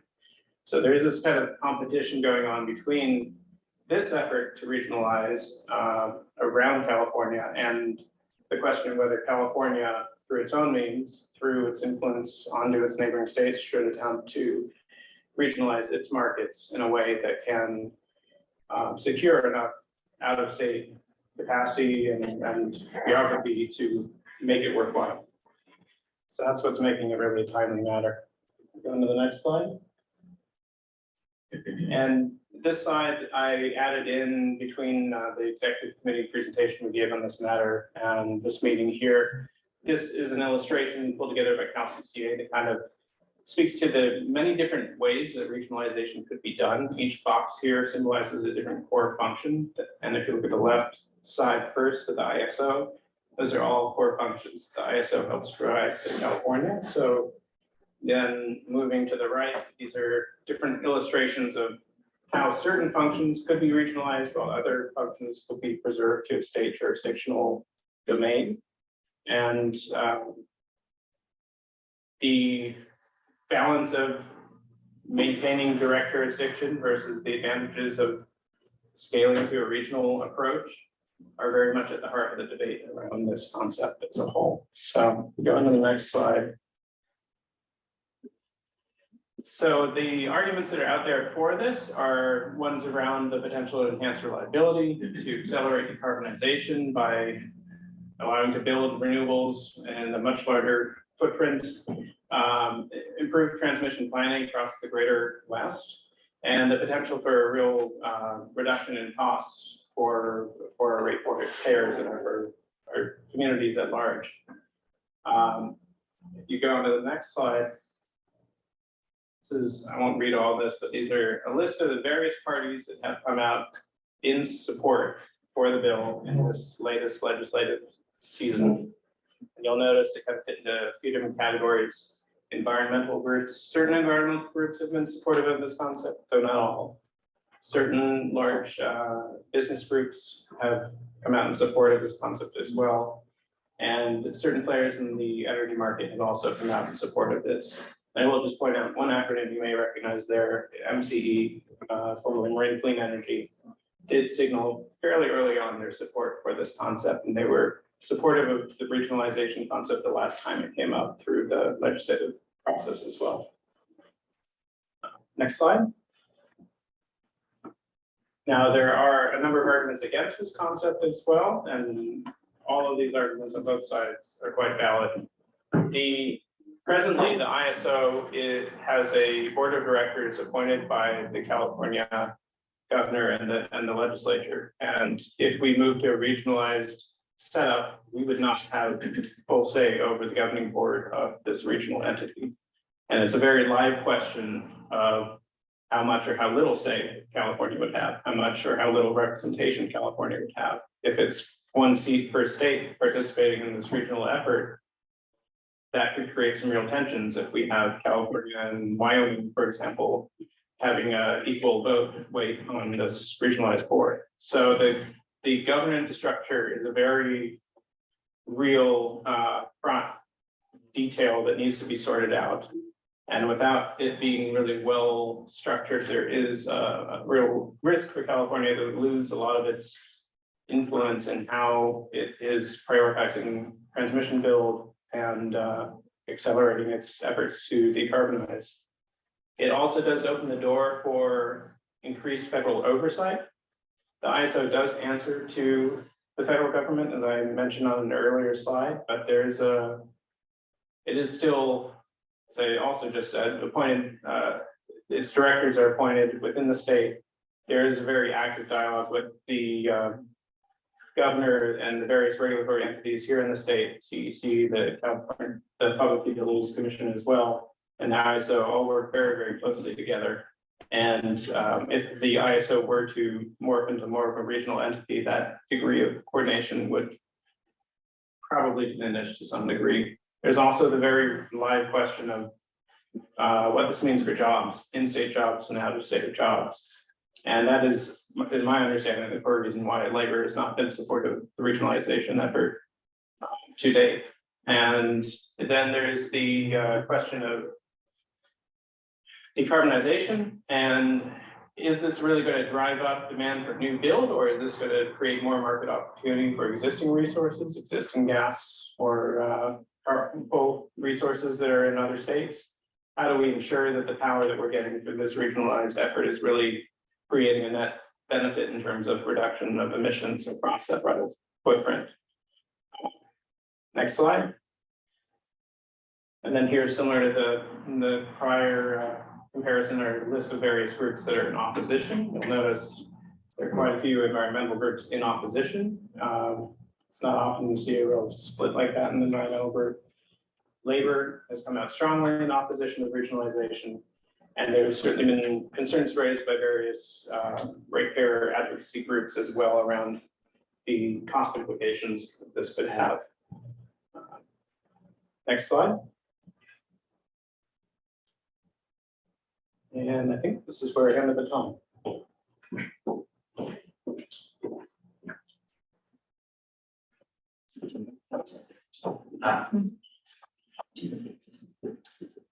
Understand the microphone is here. Good evening, Board. Mark Hirschman, Director of Government Affairs. And just give you a brief synopsis of what's been happening in Sacramento this year on regionalization with a slight look back. AB 538 is the bill that was introduced in February by Assemblymember Chris Holden. You may recall Assemblymember Holden introduced a similar bill, very similar bill in 2017. AB 538, Assemblymember Holden is until last year was chair of the Assembly Utilities and Energy Committee. He last year became the chair of the very powerful Assembly Appropriations Committee. He is from the Southern California, Pasadena area. He is termed out at the end of next year. So that may be a factor in some of the events that may take place ahead of us. As was shown in an earlier slide, and I think the information that Jeremy provided tracks with who is supporting and not supporting AB 538. It's the same sort of split, same organizations as in the previous iteration in 2017.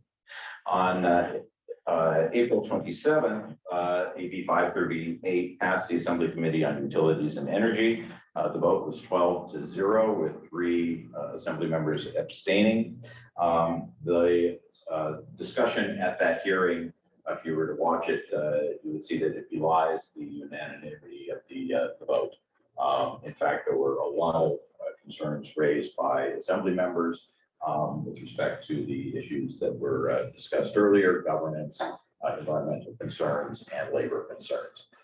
Having said all that, Mr. Holden, a respected member of the legislature, agreed to work on those issues moving forward, and with that assurance, Assembly members voted pretty much in support of the bill.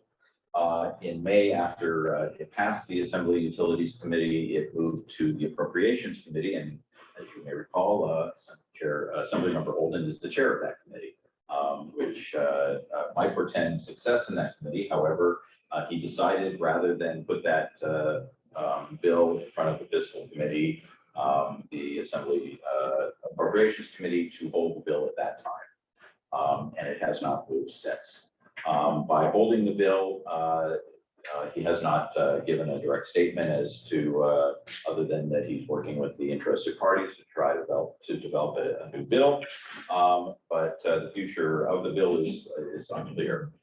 He has the option of making it what they call a 2-year bill. So any bill introduced in 1 year that doesn't pass in that year can be held over. Since this bill did not clear the Assembly, it would have to get through the Assembly, its House of Origin, no later than January 31st next year. So he could continue to work on it over the months between now and the end of session in the fall, bring it back in the new year, but it would have to move quickly through appropriations, pass the floor of the Assembly by the end of January if it were a 2-year bill. Alternatively, he could introduce a brand new bill next year, and then that bill would flow at the usual pace of legislation for introducing this year of origin. Mr. Holden hasn't publicly indicated his plans.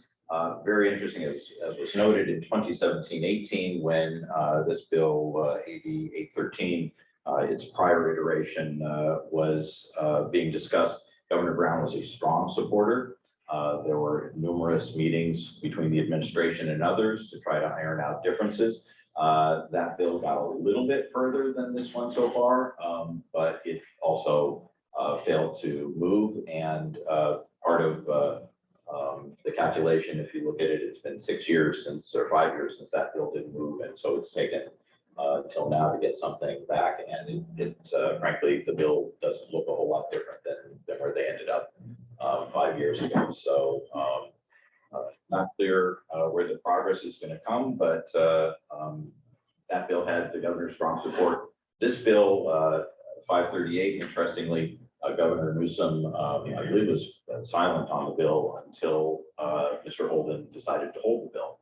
And on the very same day that Mr. Holden decided to hold the bill, the Governor Newsom issued a statement in support of regionalization, but didn't specifically indicate anything with respect to AB 538. For tonight's discussion, we could look at AB 538 as one structure for providing a regionalization for the CAISO, but I would suggest that that's probably not going to be very helpful, because at this point we just don't know what the bill is going to look like next. And so a more general discussion, I think, might be appropriate.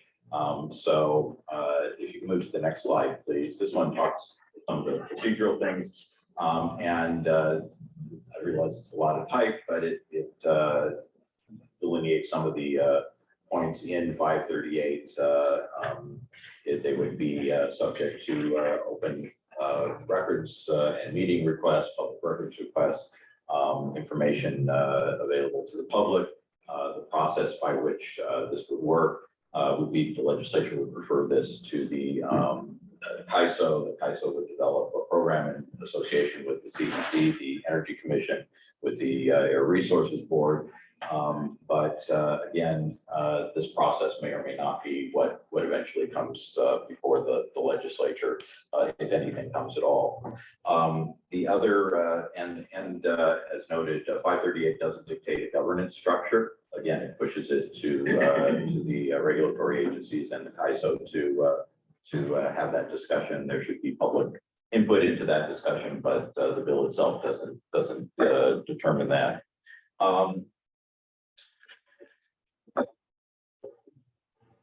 I would note that there is a new speaker in the state assembly starting on July 1. Mr. Rivas from South Bay, Salinas, Monterey County area is in that position.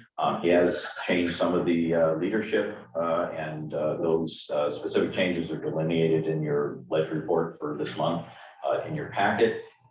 He has not made any moves for committee chairs other than those that were necessitated by his leadership changes. So Mr. Holden remains chair of appropriations at this time. The legislature's on summer recess, and they won't be back until August 14th, and they'll only have about 5 weeks to complete their business. There's a lot on their table, and so a lot to keep them busy.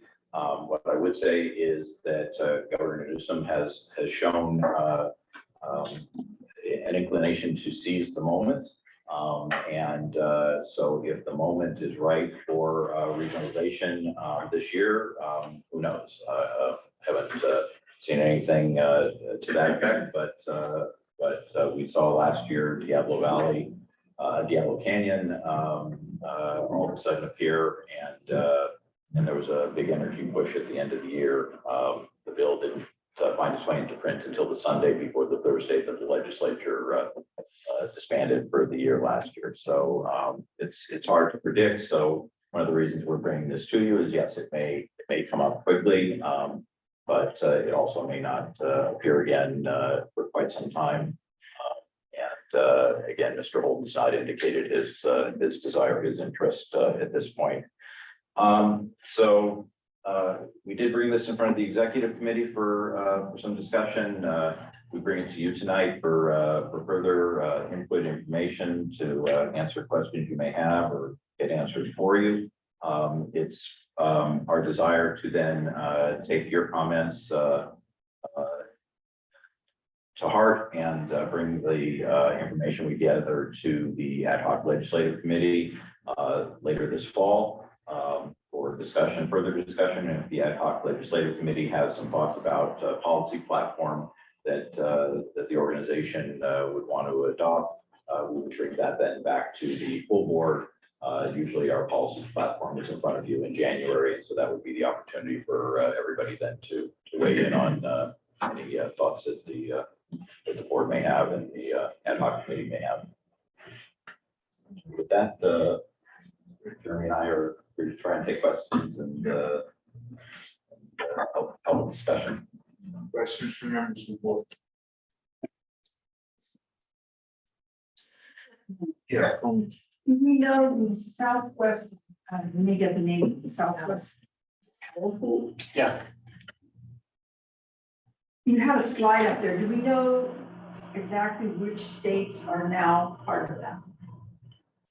yeah, if we can actually go back to that slide. It's a little hard to see, but the graphic at the bottom of that slide has, oh, it's a little too far. There we go. That's color coding. Well, One more back. try to get rid of that. There you go. Yeah, there. As a color coding of the different kind of functions or services that the Southwest Power Pool is providing across a number of different states. You'll notice the transmission infrastructure doesn't align perfectly with state borders, so there are some kind of blurry areas, but the newest endeavor of theirs is the blue section, the Markets Plus offering, which is that extended energy market. And they also do have this Western, what they're calling WRAP, Western Resource Adequacy Program, which are the orange sections of that map, which is really competing with our interests for out-of-state capacity that could be imported for our resource adequacy needs as well. So it's really all the way around California. It's way more extensive than I thought. Yeah. I don't know if you want me to wait on comments, but I do have comments.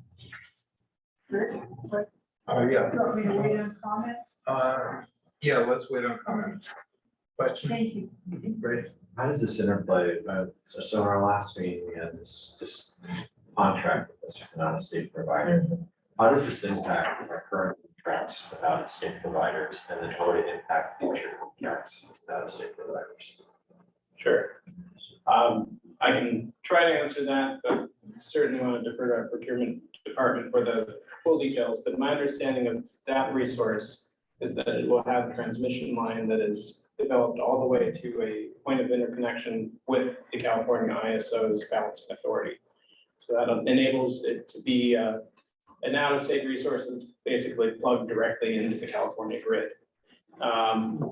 With a regionalized effort, there wouldn't have to be that same level of transmission built all the way back to the California grid. That's my understanding.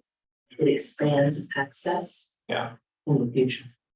So you would have to build transmission. So we already obviously need to access capacity outside the state. Just a question of what is the infrastructure that's built to do so.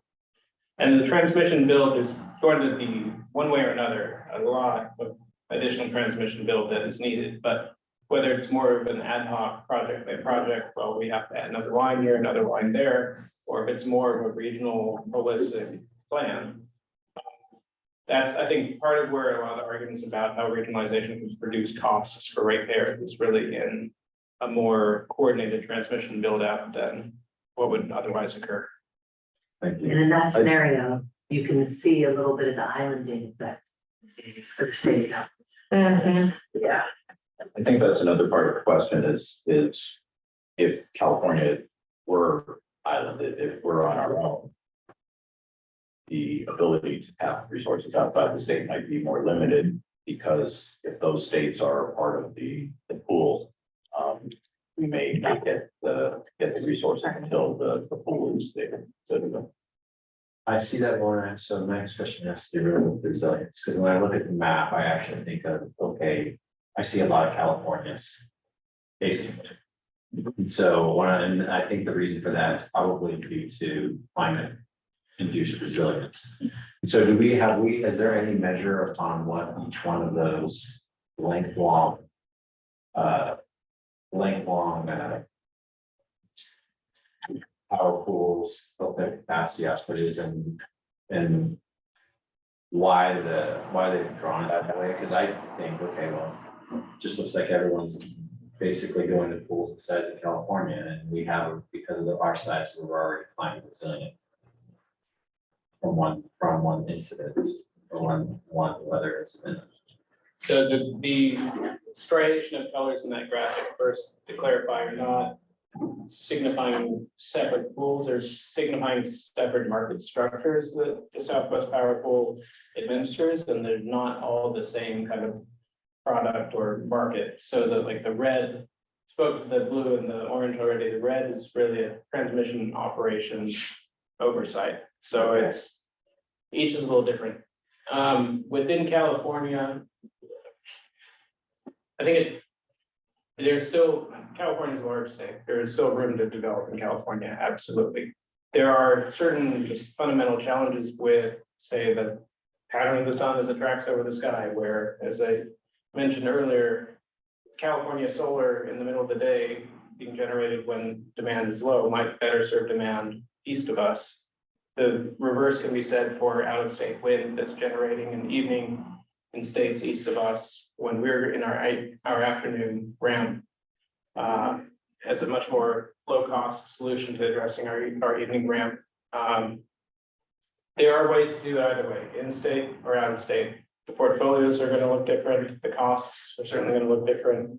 And there's just even technological diversity aside, geographic diversity certainly plays an important variable in the overall economics of decarbonizing across all hours of the day.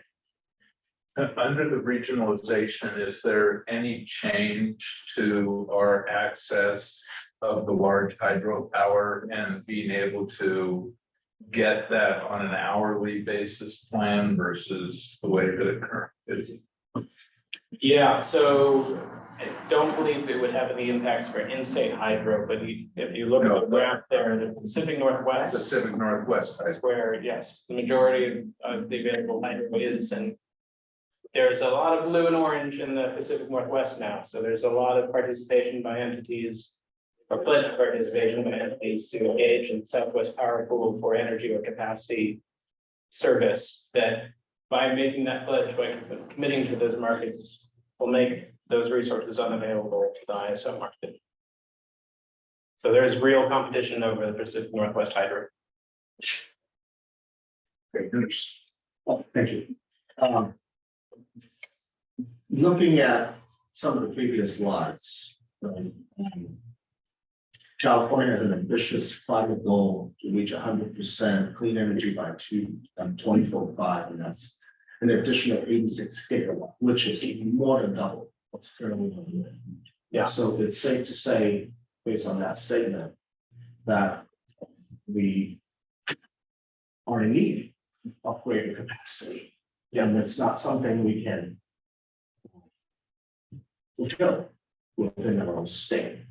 Is that a fair statement?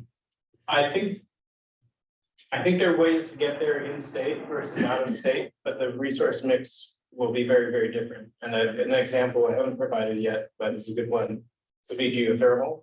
Geothermal tends to be very geographically constrained and where it can be developed. California's sites may not have all been developed, but it's quite challenging to be more in-state geothermal.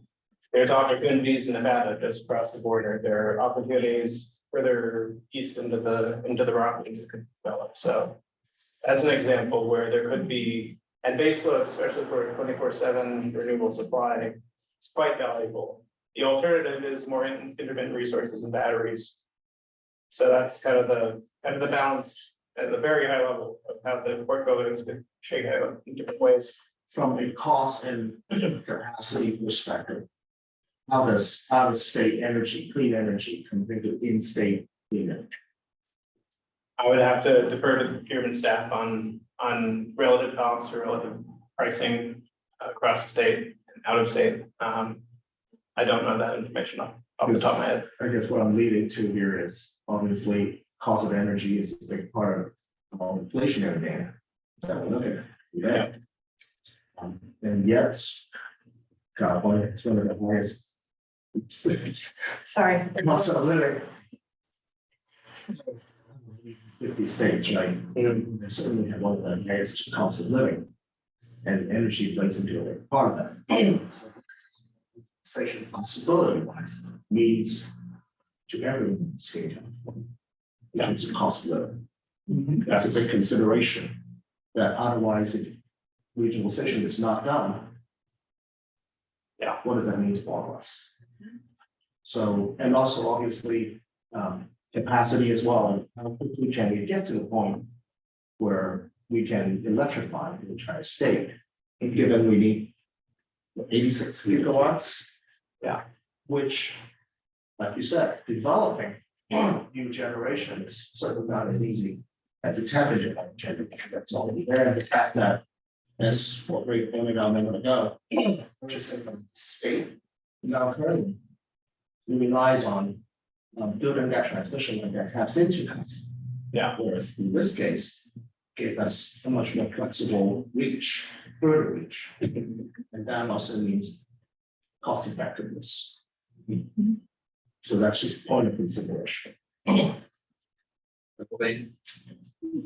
you. When we look at projections of what we need, 86 gigawatt sheet, are we using present day resources to evaluate what we need to import?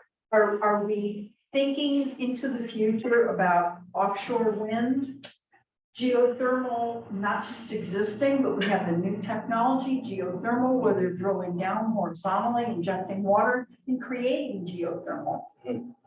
And I will always keep harping about all the industrial parks we have with rooftops, that we could have solar on everything with battery storage.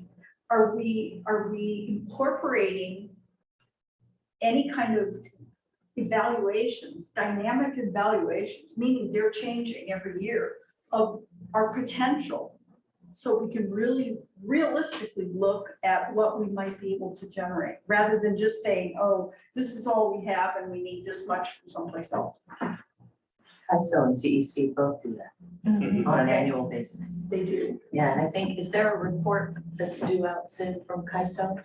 Or maybe it's recently out on this issue?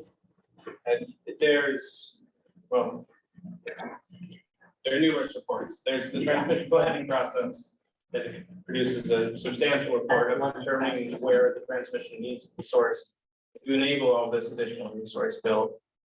There's, yeah, there are a number of reports asking when the report is also issued that provides a state of where we need to head. The state and through the CEC and Governor Newsom's direction is taking offshore wind very, very seriously and moving full tilt towards making that happen. So there's a lot of collective innovation and certainly an openness to emerging technologies, not just the existing fleet or the known technologies to address that 86 gigawatts. We take our cue from Yeah. their reports. We talk about all the large hydro, which is a wonderful, massive source of power. And we may not have as much as some other states or geothermal, but we have this enormous coast. Yeah. And that's an asset that they don't have. And so when east of us is sitting in the dark scrambling for their air conditioners to run in 100-degree weather, we can have power. So we can become part of this. Betsy, and then Leslie. Can you explain more about the environmental issues that are splitting organizations that are running out? Yeah, start. So, part of it is a debate that I mentioned earlier, which is whether this expanded market's really creating the demand for new generation, or whether it's just finding better connecting demand with existing generation. There's all relating to that in the governance structure that in California, which has a very large load, has one vote at the board, and so do the various other states in the western, in the WEC. Their governments may be a little less motivated to decarbonize as aggressively as we might want to, and so there will be the potential for jurisdictional fights over how aggressively that is prioritized over other agenda items that they might prioritize within their regional grid design. So there's concerns that this might not be as green as some are initially arguing it would be. It's kind of comes down to which economists you want to listen to and what theory seems to be the more likely one to play out. But if the politics are very real detail in the governing structure, it's as also pointed to, is so abstract at this point that really there's risks. It's hard to know which of the risks are truly valid or not, because this is not in detail in what's been proposed. I think you said this, but just want to emphasize that one of California's central concerns for environmental groups is whether we would be able to export our goals, our environmental goals to other states, or whether their priorities would overtake our influence. And so there's a tension, and that's one of the reasons some environmental organizations see it one way, some see it another. So yeah, I'm sorry. Mark, so to that point, have we looked at, perhaps it would be valuable for us to look at what is our future demand in the immediate terms at the next 10 to 2 years compared to some of the other states in terms of energy demand. And that speaks to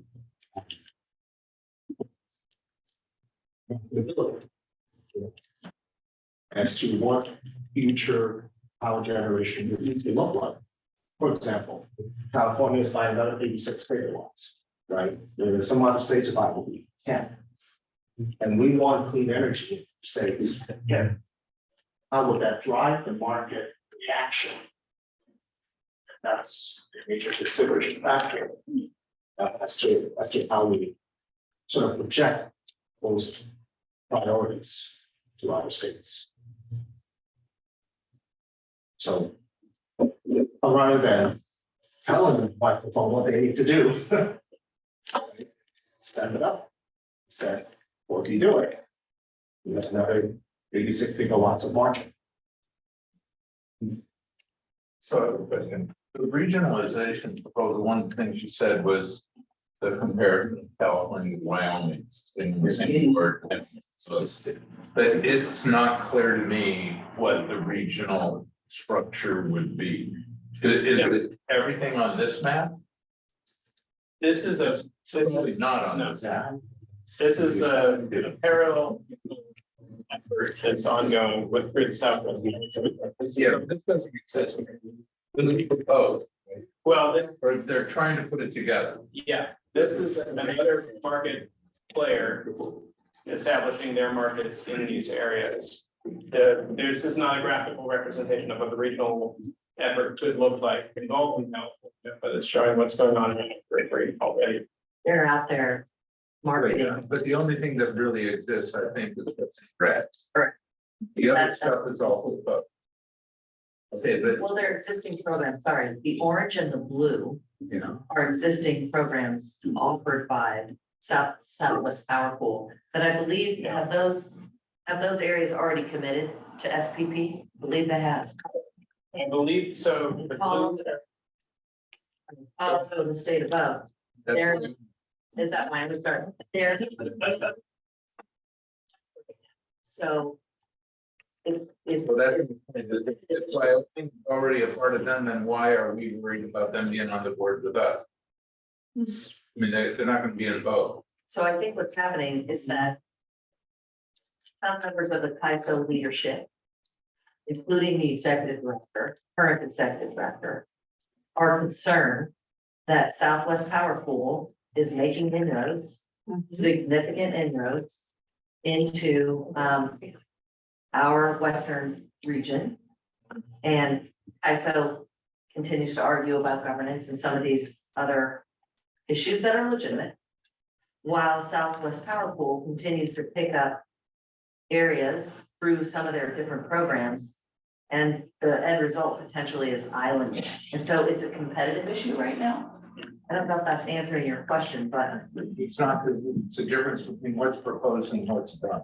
So the blue region here that are showing the Market Plus program, that's been approved by FERC to be offered, which is a pretty significant milestone. My understanding is that they are now actively counting the pavement, trying to recruit generators and load serving entities to enroll in that Market Plus program. And many of those are already participants in the ISO program who may be choosing to opt out and participate in this other program instead.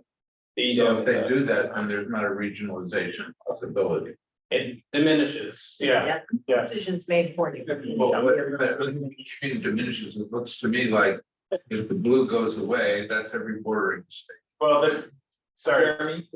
Yeah, I think, and then, Jordan Miller's question and the difference in the map, I don't think the map says those states are blocked up because it's on a generator by generator basis. Yeah. And regionalization would then allow us to compete to also secure a generator there, but they have to choose where an individual generator needs to choose where to participate. Yeah. This is an illustration of the geography of where these markets can be, but it's not necessarily saying everything. So where they're making. Encompassed in that declaration is enrolled. Yeah. Question about? Yeah. Can you help me understand the competitive landscape? I mean, let's take the Washington Hydro example. Why would a generator in Washington go with CAISO versus going with SPP? Like what drives their decisions on their side of the decision? Sure, I can lead with an example in that just in the last few years, the California Public Utilities Commission rather significantly reformed the rules that import resource adequacy has to meet to be able to provide for out-of-state generators to provide their in California, and that we have to meet through our contractual agreements with those counterparties. And it's made it much more challenging and more costly to import that capacity than it had previously. And there's actually been in this last year, a record of a steep drop in the amount of import capacity that California has been able to bring to bear. And our theory is it's because of these rule reforms. To kind of answer your question, if the Western Resource Adequacy Program has much simpler rules to play by, much easier rules to play by, they may not get quite the same prices they get in the California market, but it'd be a lot less brain damage to participate in the RAP program than it would be in California's RA program. It's kind of the working theory. So that's sort of the anti-regionalization program. Yeah, I mean, it's hurted. It's sort of the inverse. It doesn't even allow us to be outside of California because we're making it too expensive. Is that a fair characterization? We're making things complicated and it's driving up costs. And this is kind of what's resulting is that it's regionalizing around us rather than with us. And that's the core concern. And it sounds like it's driving up costs for the generators that we're not willing to pay.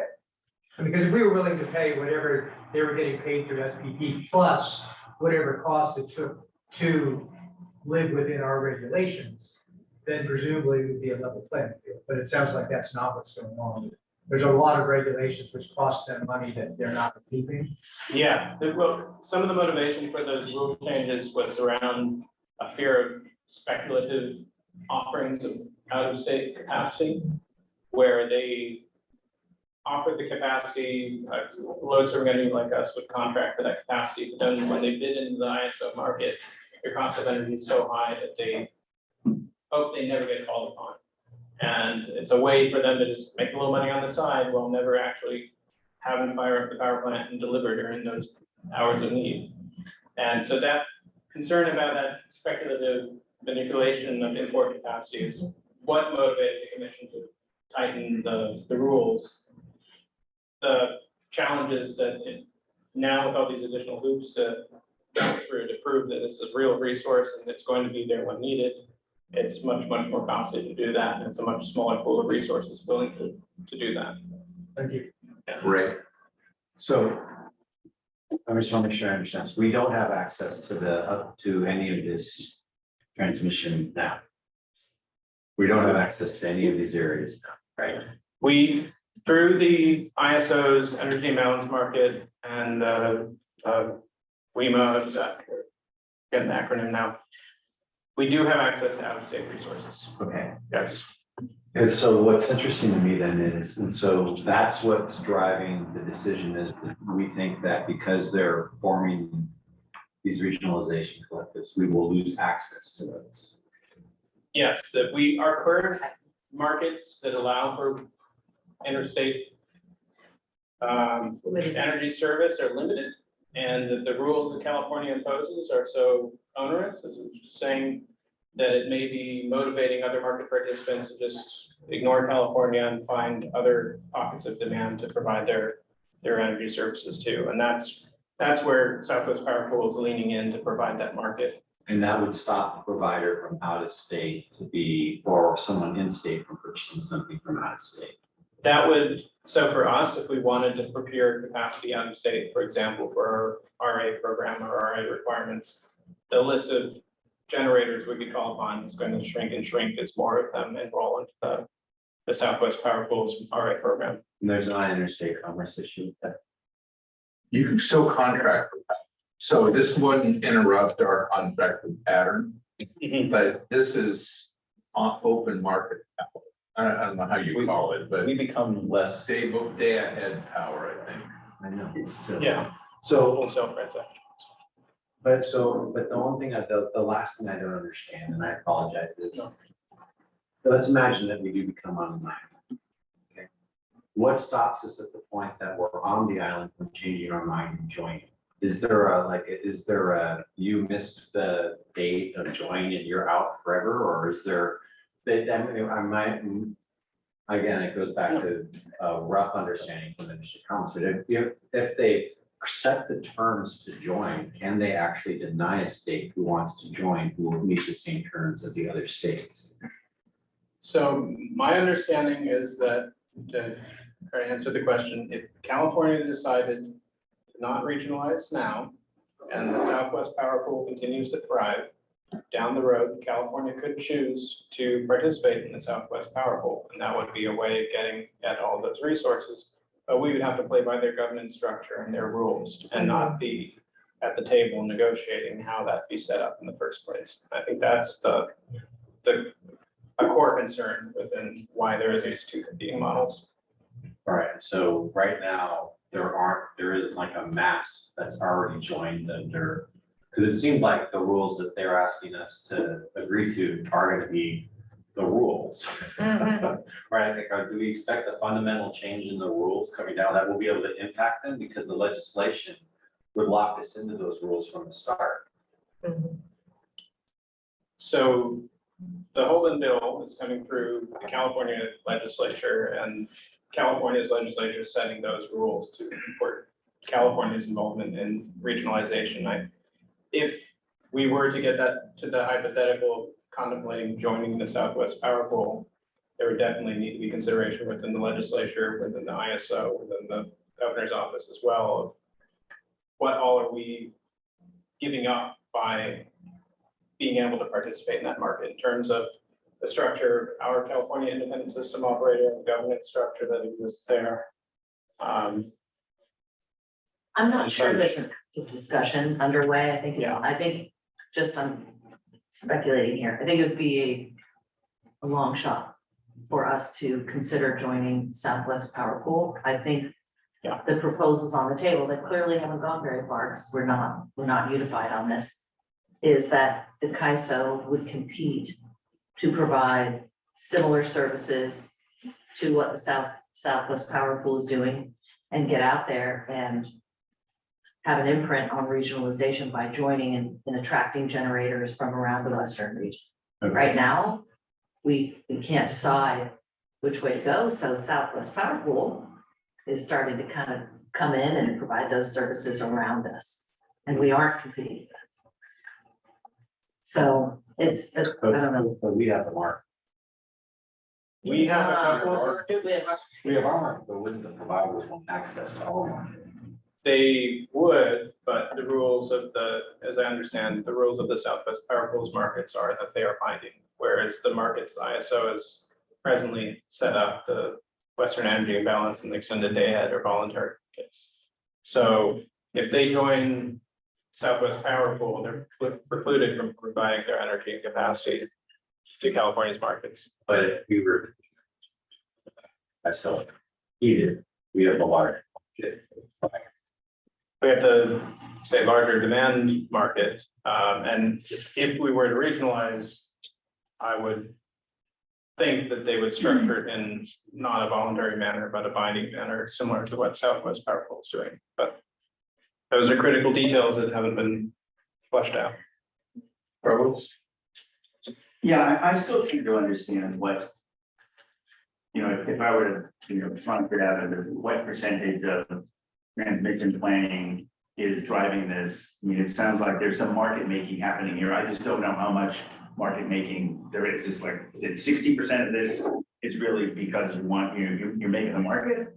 Or if this is really transmission planning, which we all know the entire US is in a hell of a lot of hurt. In terms of just being able to put out $1 trillion and then some of transmission lines. But by the way, to build 86 gigawatts of offshore wind would cost $500 billion. It ain't cheap. All right, we learned that at the CAC, at the CAC. So I mean, going this alone is gonna be incredibly difficult, right?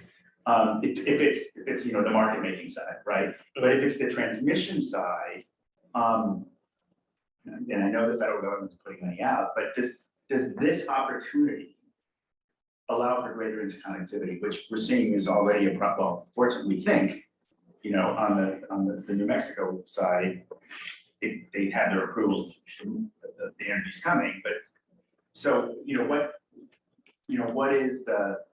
what is driving this primarily? Is the transmission side, the market making side, is this whole reliability side, the whole, grid is interconnected and that creates, greater reliability. That answers yes. I think the answer is yes. All of it. It's all of the above.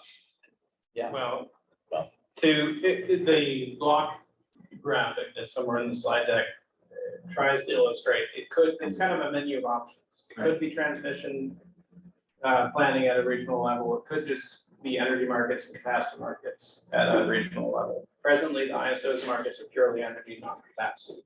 Presently, the ISO's transmission planning is just within their balancing authority. Each of these have their opportunities, their pros and cons.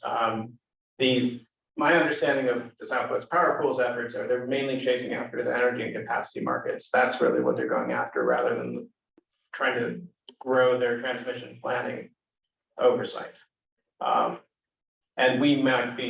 California may be motivated a little differently about what we think the real priorities are. It may be that optimizing transmission bill to drive down costs is truly what California cares about. But it's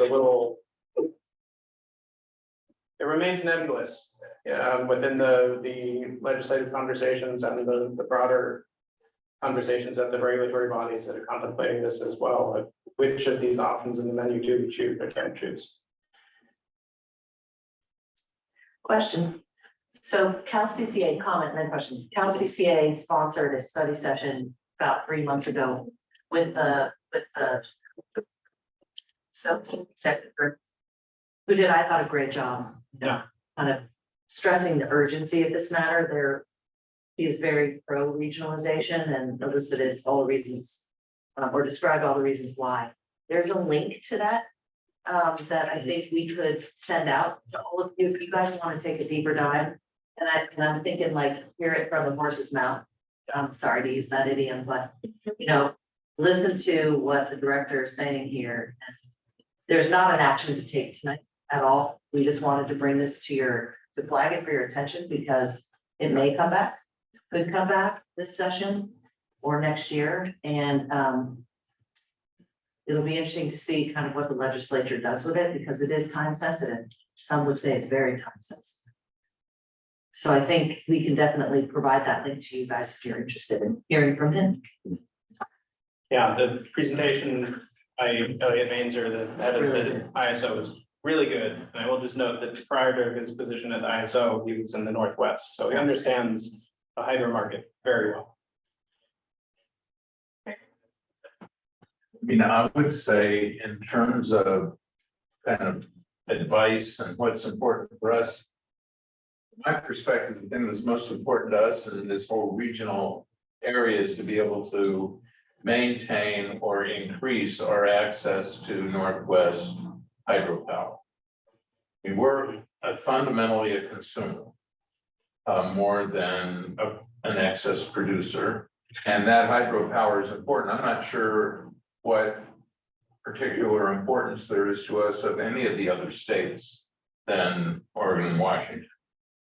I mean, I'm sure there's some value because, you know, we can move power back and forth, either or produce, but the hydropower is the most valuable to us, I think, and we want access to that. If we lose that, that hurts, because unless we dissolve PG&E, which would be a good idea, we don't have access to serious hydropower. But you don't think onshore wind is a valuable in terms of accessing that Maybe, in the. yeah, maybe, plan? no, yeah, maybe, but I also think that we're able to contract for the offshore wind, we can't get a contract for the hydropower like we're getting with Pattern for the wind. And if, you know, and I think that's because, I don't know, there's a whole variety of reasons I've tried to. Yeah, I know you try to suss it out. Yeah. Okay, Donna, then Marty, then Colin. Do we know where our legislators stand on this? I mean, it seems to me like we can debate it all we want, but we don't have to vote. We're not sitting in the But chair they're voting. asking what we think. Yeah. I mean, so how do we how do we convey that to them? How do we have that next step? What's the process?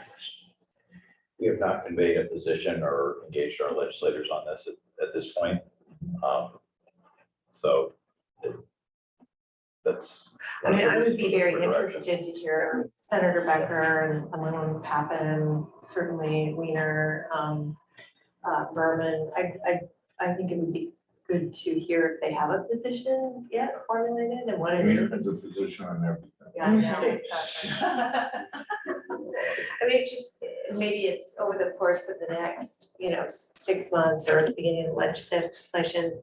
Because, I guess I want to make sure edification is free flowing between the groups and that we're not stepping on their toes and they're not sort of stepping on our toes in a way. It'd be really nice if we had a cohesive Bay Area coalition position, whatever that may be. We can follow up. Marty. So from the presentation, California needs 86 gigawatts by 2045, which is an incredible amount of energy.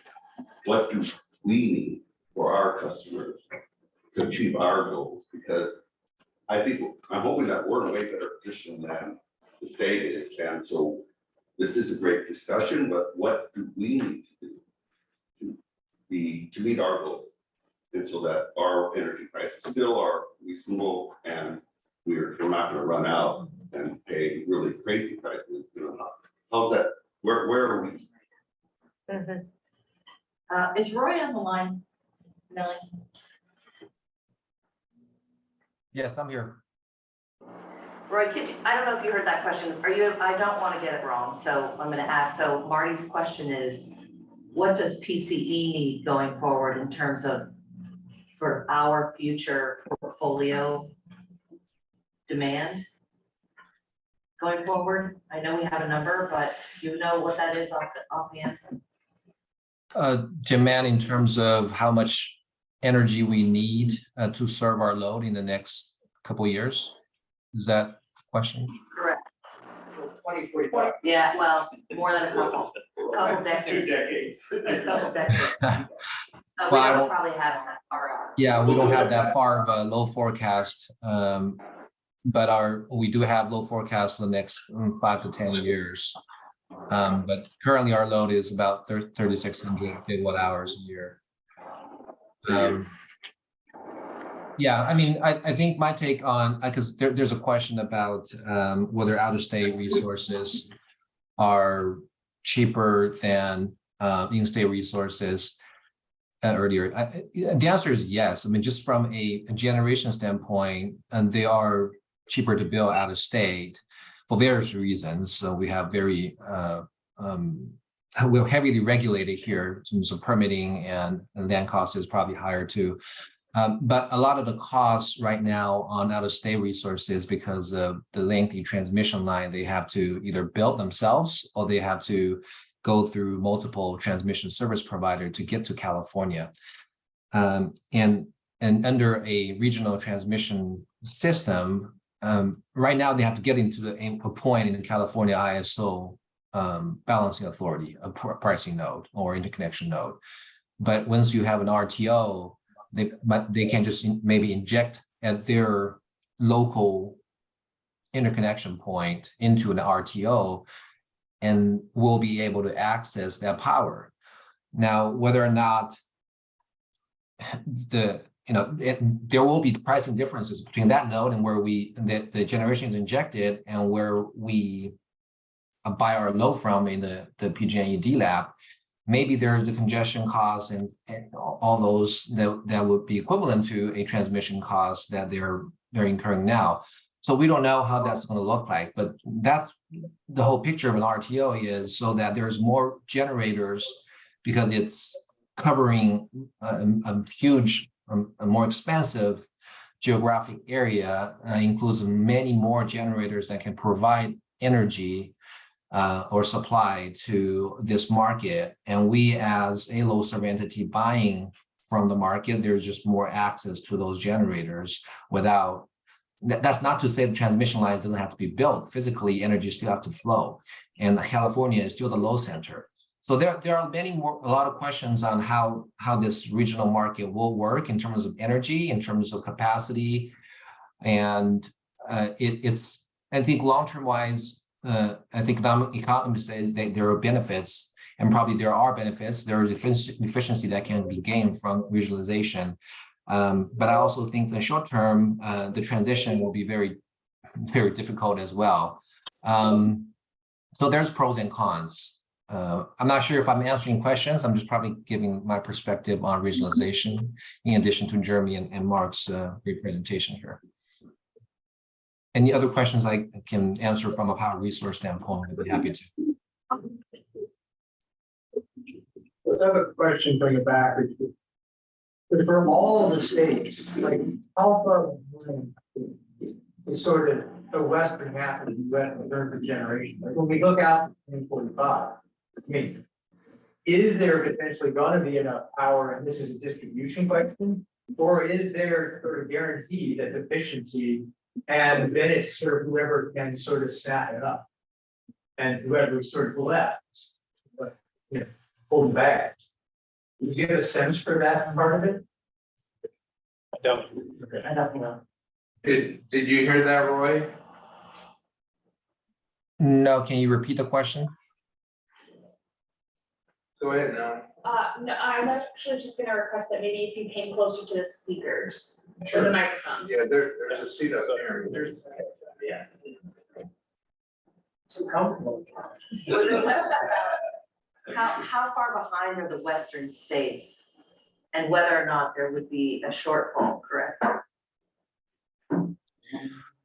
I am not sure about. I think the question is whether or not, so we're saying California is short, is going to be short on supply to meet demand, whether or not other states are in the same boat.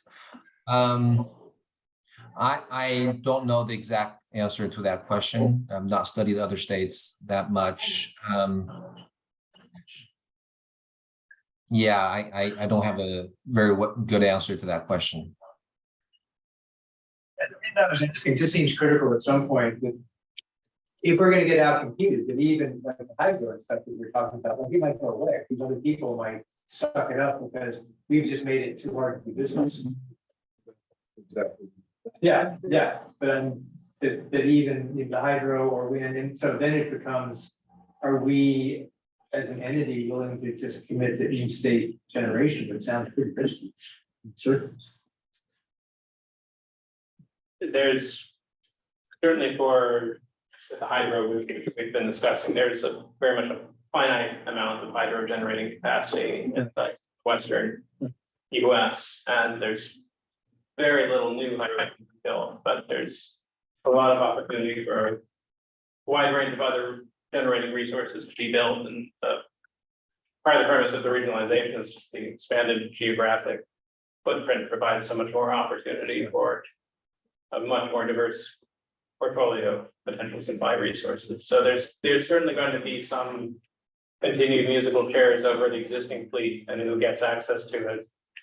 But the route out of that is new build, and whether that build is here or across the broader west is at the core of that debate. Yeah, but I mean, if I understood this discussion, it was sort of, does PCE want to start lobbying for regionalization? And I guess what I was trying to understand, and I guess that was the genesis of my question is, do we have a choice? Like, what would we do if we didn't pursue regionalization? We continue to pay variable. I mean, Roy, do you want to take that one? What would we do? I think we would continue to pay escalating prices. I think if we don't, and this is a speculation here, this is just my view. If we don't go regionalization and somehow Southwest Power Pool is able to pool all the resources into their region, and we don't have access to capacity out of state for imports, I think that will increase our RA costs because we don't have. We were already in a constrained RA environment, and if we lose these imports, I'm not saying this is easy to get right now. If we lose them, then I think you will add to our capacity cost to meet RA compliance. But that's assuming SPP is able to absorb all these generators out there, and everybody's like to join them, right? And ISO is not successful in creating a regional RTO for itself. That could happen. Okay, so it's 9:30. I don't want to cut off on that, but make sure we got public, and I haven't asked for that on this. Let me just see if there's any public. Sure. Listen, now. If I may, oh, sorry. Just want Oh, Thank you. Yeah, go ahead, David. I just want to put something out there that California State Association of Electrical Workers is not against regionalization. It was against the whole new bill how it was written. Okay, we are not against regionalization. I think we all can agree that to get the energy California needs, it's going to have to come from more sources than California. But this is one man's opinion. Offshore wind is a great tool. Everybody watched 60 Minutes last night. They had the big thing, the largest wind, offshore wind in Brimson. They have that thing can power 2 million homes with one rotation of all their windmills. Think about that. So offshore wind is a good way to get power. You're going to run into the enviros, they're going to be all over that. Unfortunately, this is my opinion, the answer is right in front of us. I agree with what the colleague said, there's a lot of buildings that can put solar battery storage on their buildings. Raphael, we had a conversation, you guys are gonna go out and get more buildings to do that, which is a great way. I know this is, you're thinking I have a tin hat on, but nuclear power is the only way out of this mess. Everybody gets frightened of nuclear power. The technology they used when they first built nuclear power plants was from 1940s, when they did from submarines. The technology now is way different, way more sophisticated, and the chances of the meltdowns and all that 3 Mile Island stuff is very few and far between. You can put miniature nuclear reactors in cities and close by. I'm not saying put it right downtown Redwood City, but in the regional area, you can put small nuclear power plants that generate enough electricity that would end all these conversations. It's a tough sell, but this is my opinion. What I've been around for 40 years in this industry, and no matter what you do, you always have residual effects. If you do solar, you're going to deal with the panels. What do we do with the panels? What do you do with the spent rods? No matter what we do, there's always going to be a reaction. Windmills, they're great, but they're going to, they're hard to maintain. They're out there, they are expensive. Supposedly, it's not as expensive as things that 60 Minutes said. I think a lot of our focus needs to start shifting and starting to tell our legislators that nuclear power is the way out of this mess. If you're not, I don't see how we're going to go. Europe doesn't have the have the problem we have, they have nuclear. Japan, they're in the middle of the ocean with earthquakes. They had a big problem with that, with the earthquake. They went right back to nuclear, because that's where it's at. I have no interest, I have no vested interest in nuclear power except to stop this energy shortage. And I don't see no other way out of it. That's just one man's opinion. Thank you. Thanks, Dave. Any other public comment? I don't see any other public comments, so I'll close public comment. Colleen, you had a comment? It's, I actually just have a quick question. When we looked at Southwest Power Pool, we saw Washington State, the blue area, and it went up across the border. And we've not said anything about cross the border. How much are Canadian resources being developed and would we potentially have access? And let's not just go eastward. What's being done south? We didn't even see Mexico on that. Is there any? I believe the immediate western coastline of Canada is participating in some of these markets. And I think that on the graphic, we don't need to pull it back up, but there was one additional chunk of land mass next to that map. I believe that's what that is representing. I do know further eastward, there is a tremendous amount of hydroelectric generation in Canada, and it, I think, all comes back to transmission and interconnections and jurisdiction and governance and how we get that power to actually flow. Does Canada have internet within Canada? But can you get power from the east coast of Canada to the west coast? And vice versa, you know? I'm not an expert in Canada's energy market, but I presume so.